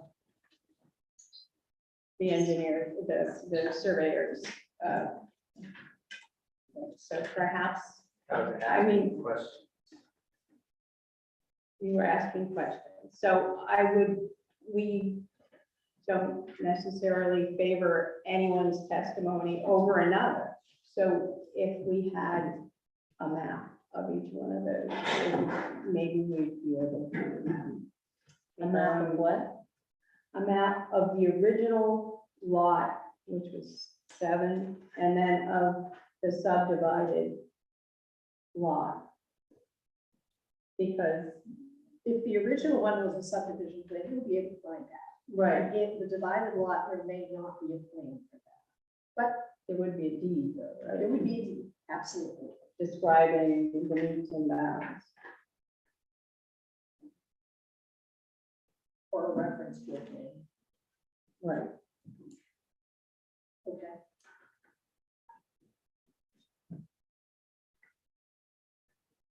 Do we need to further define the whole accessory structure in the shoreline zone? And I'm still a little confused by what Keith said about the guest house dominating the main house. And I am also confused about whether, I understand the Keys are gonna build a much larger house at some point, but as I understand it, we cannot go on what's going to happen. We have to go with what is actually there. And what is there is a 1,500 square foot modular home. But So- we're not deciding whether the guest house is subordinate to the other house. That's No, not, only in terms of that's not, shoreline zone. I think. I'll look at accessory structure and shoreline. Okay, That's so what you he's, specifically said. tied them Yes. all together. So Yes, that that's is right. my, I'd like me to see if they need to be split out. Just Not as by the us. shoreline, yes. by some other party. Yes. Some other I country. think that one, I understand that one as well. Okay. So I've got a list of 4 things. Are there other things that you could think of? Charles?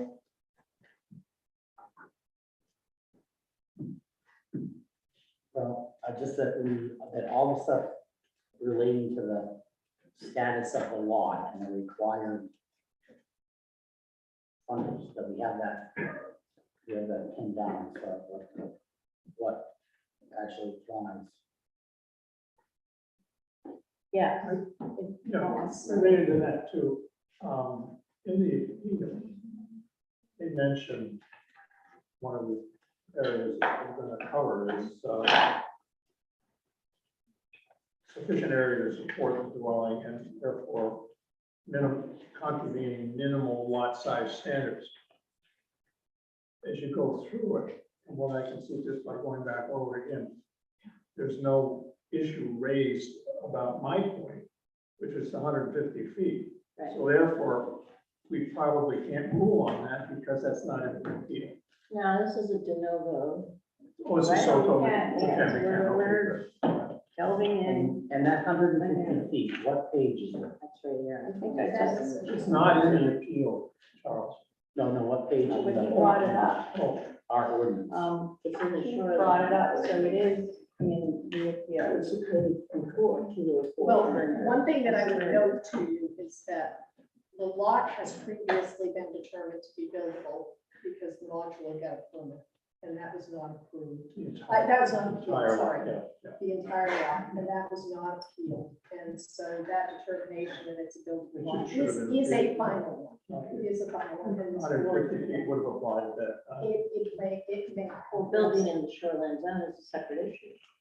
Well, Yeah, but the original one, I think, should have taken that into consideration too, Cheryl. What was that? The original permit, I think, which was not doing it, but the original permit,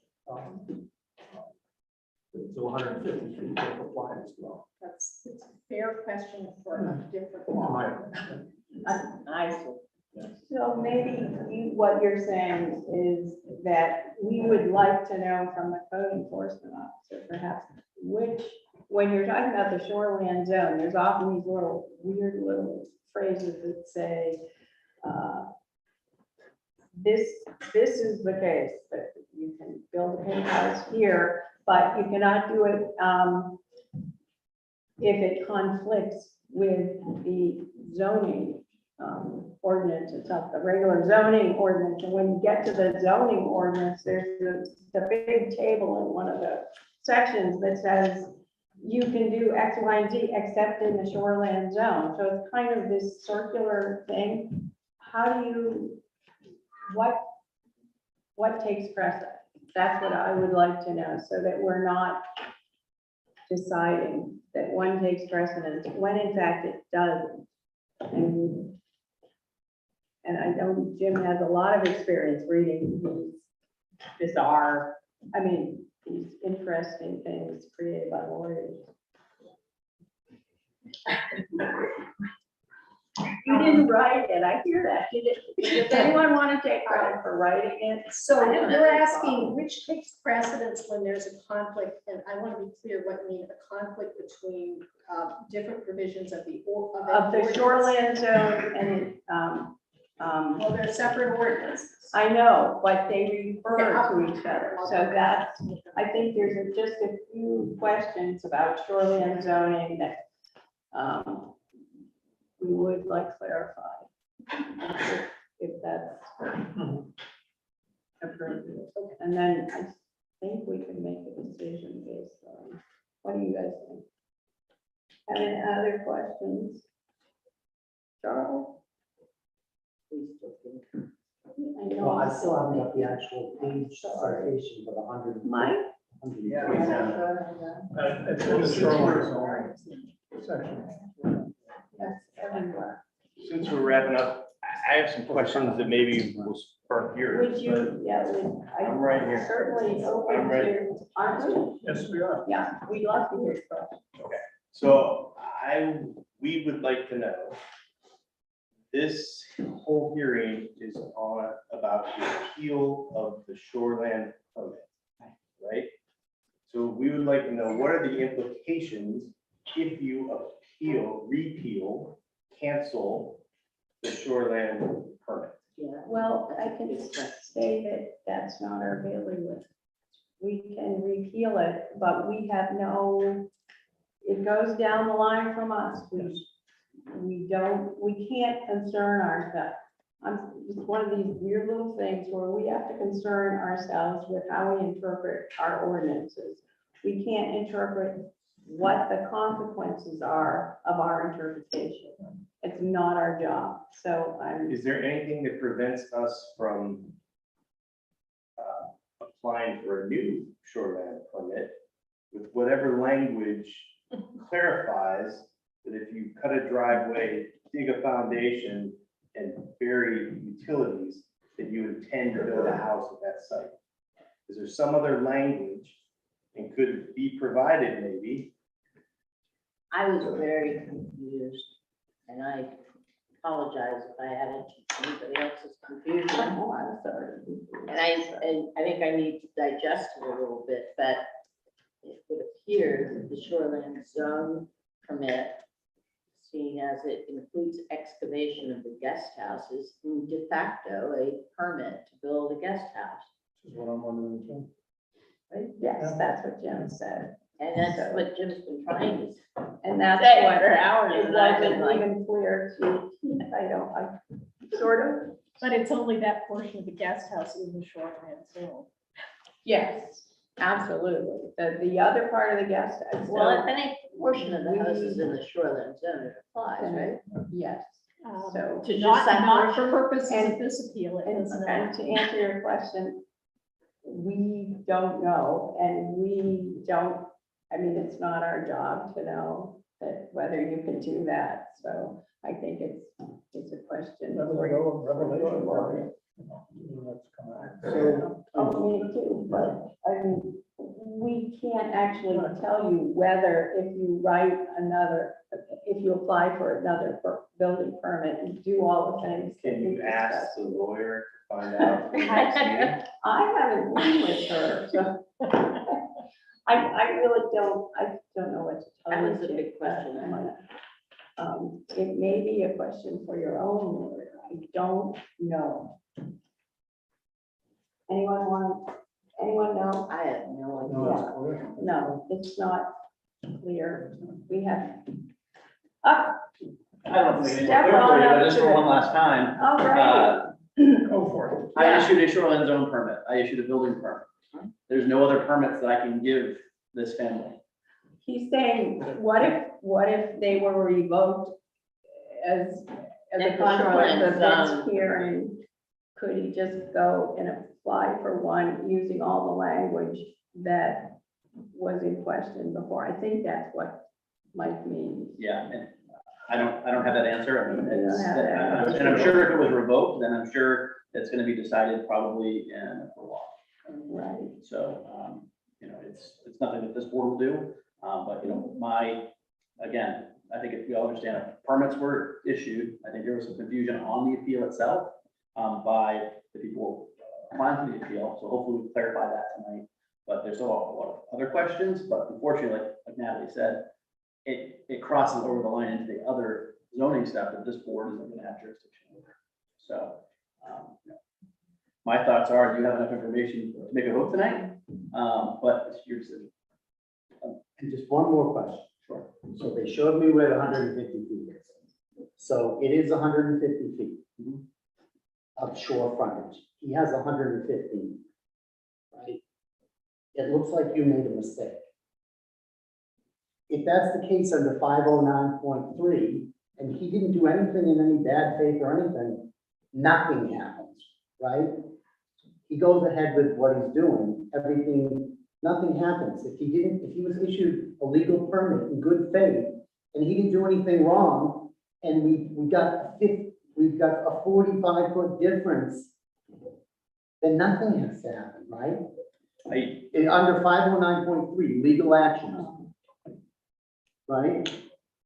It says right there, such agreements, this is at the enter of agreement to deal with the problem. Such agreements shall not allow an illegal structure or use to continue unless there is clear and convincing evidence that the illegal structure or use was constructed or conducted as a direct result of erroneous advice given by an authorized municipal official.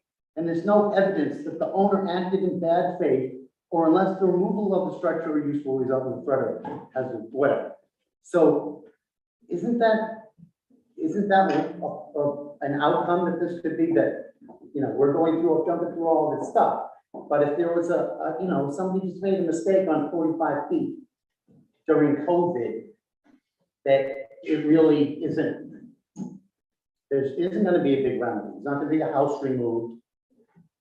What ultimately will happen, I think this has been referenced by the chair, is if there is an appeal, depending upon how this settles out, when the board makes its decision, and depending upon whether the other portion of the property gets brought back to you, at some point, we're going to put everything on hold so everything gets done.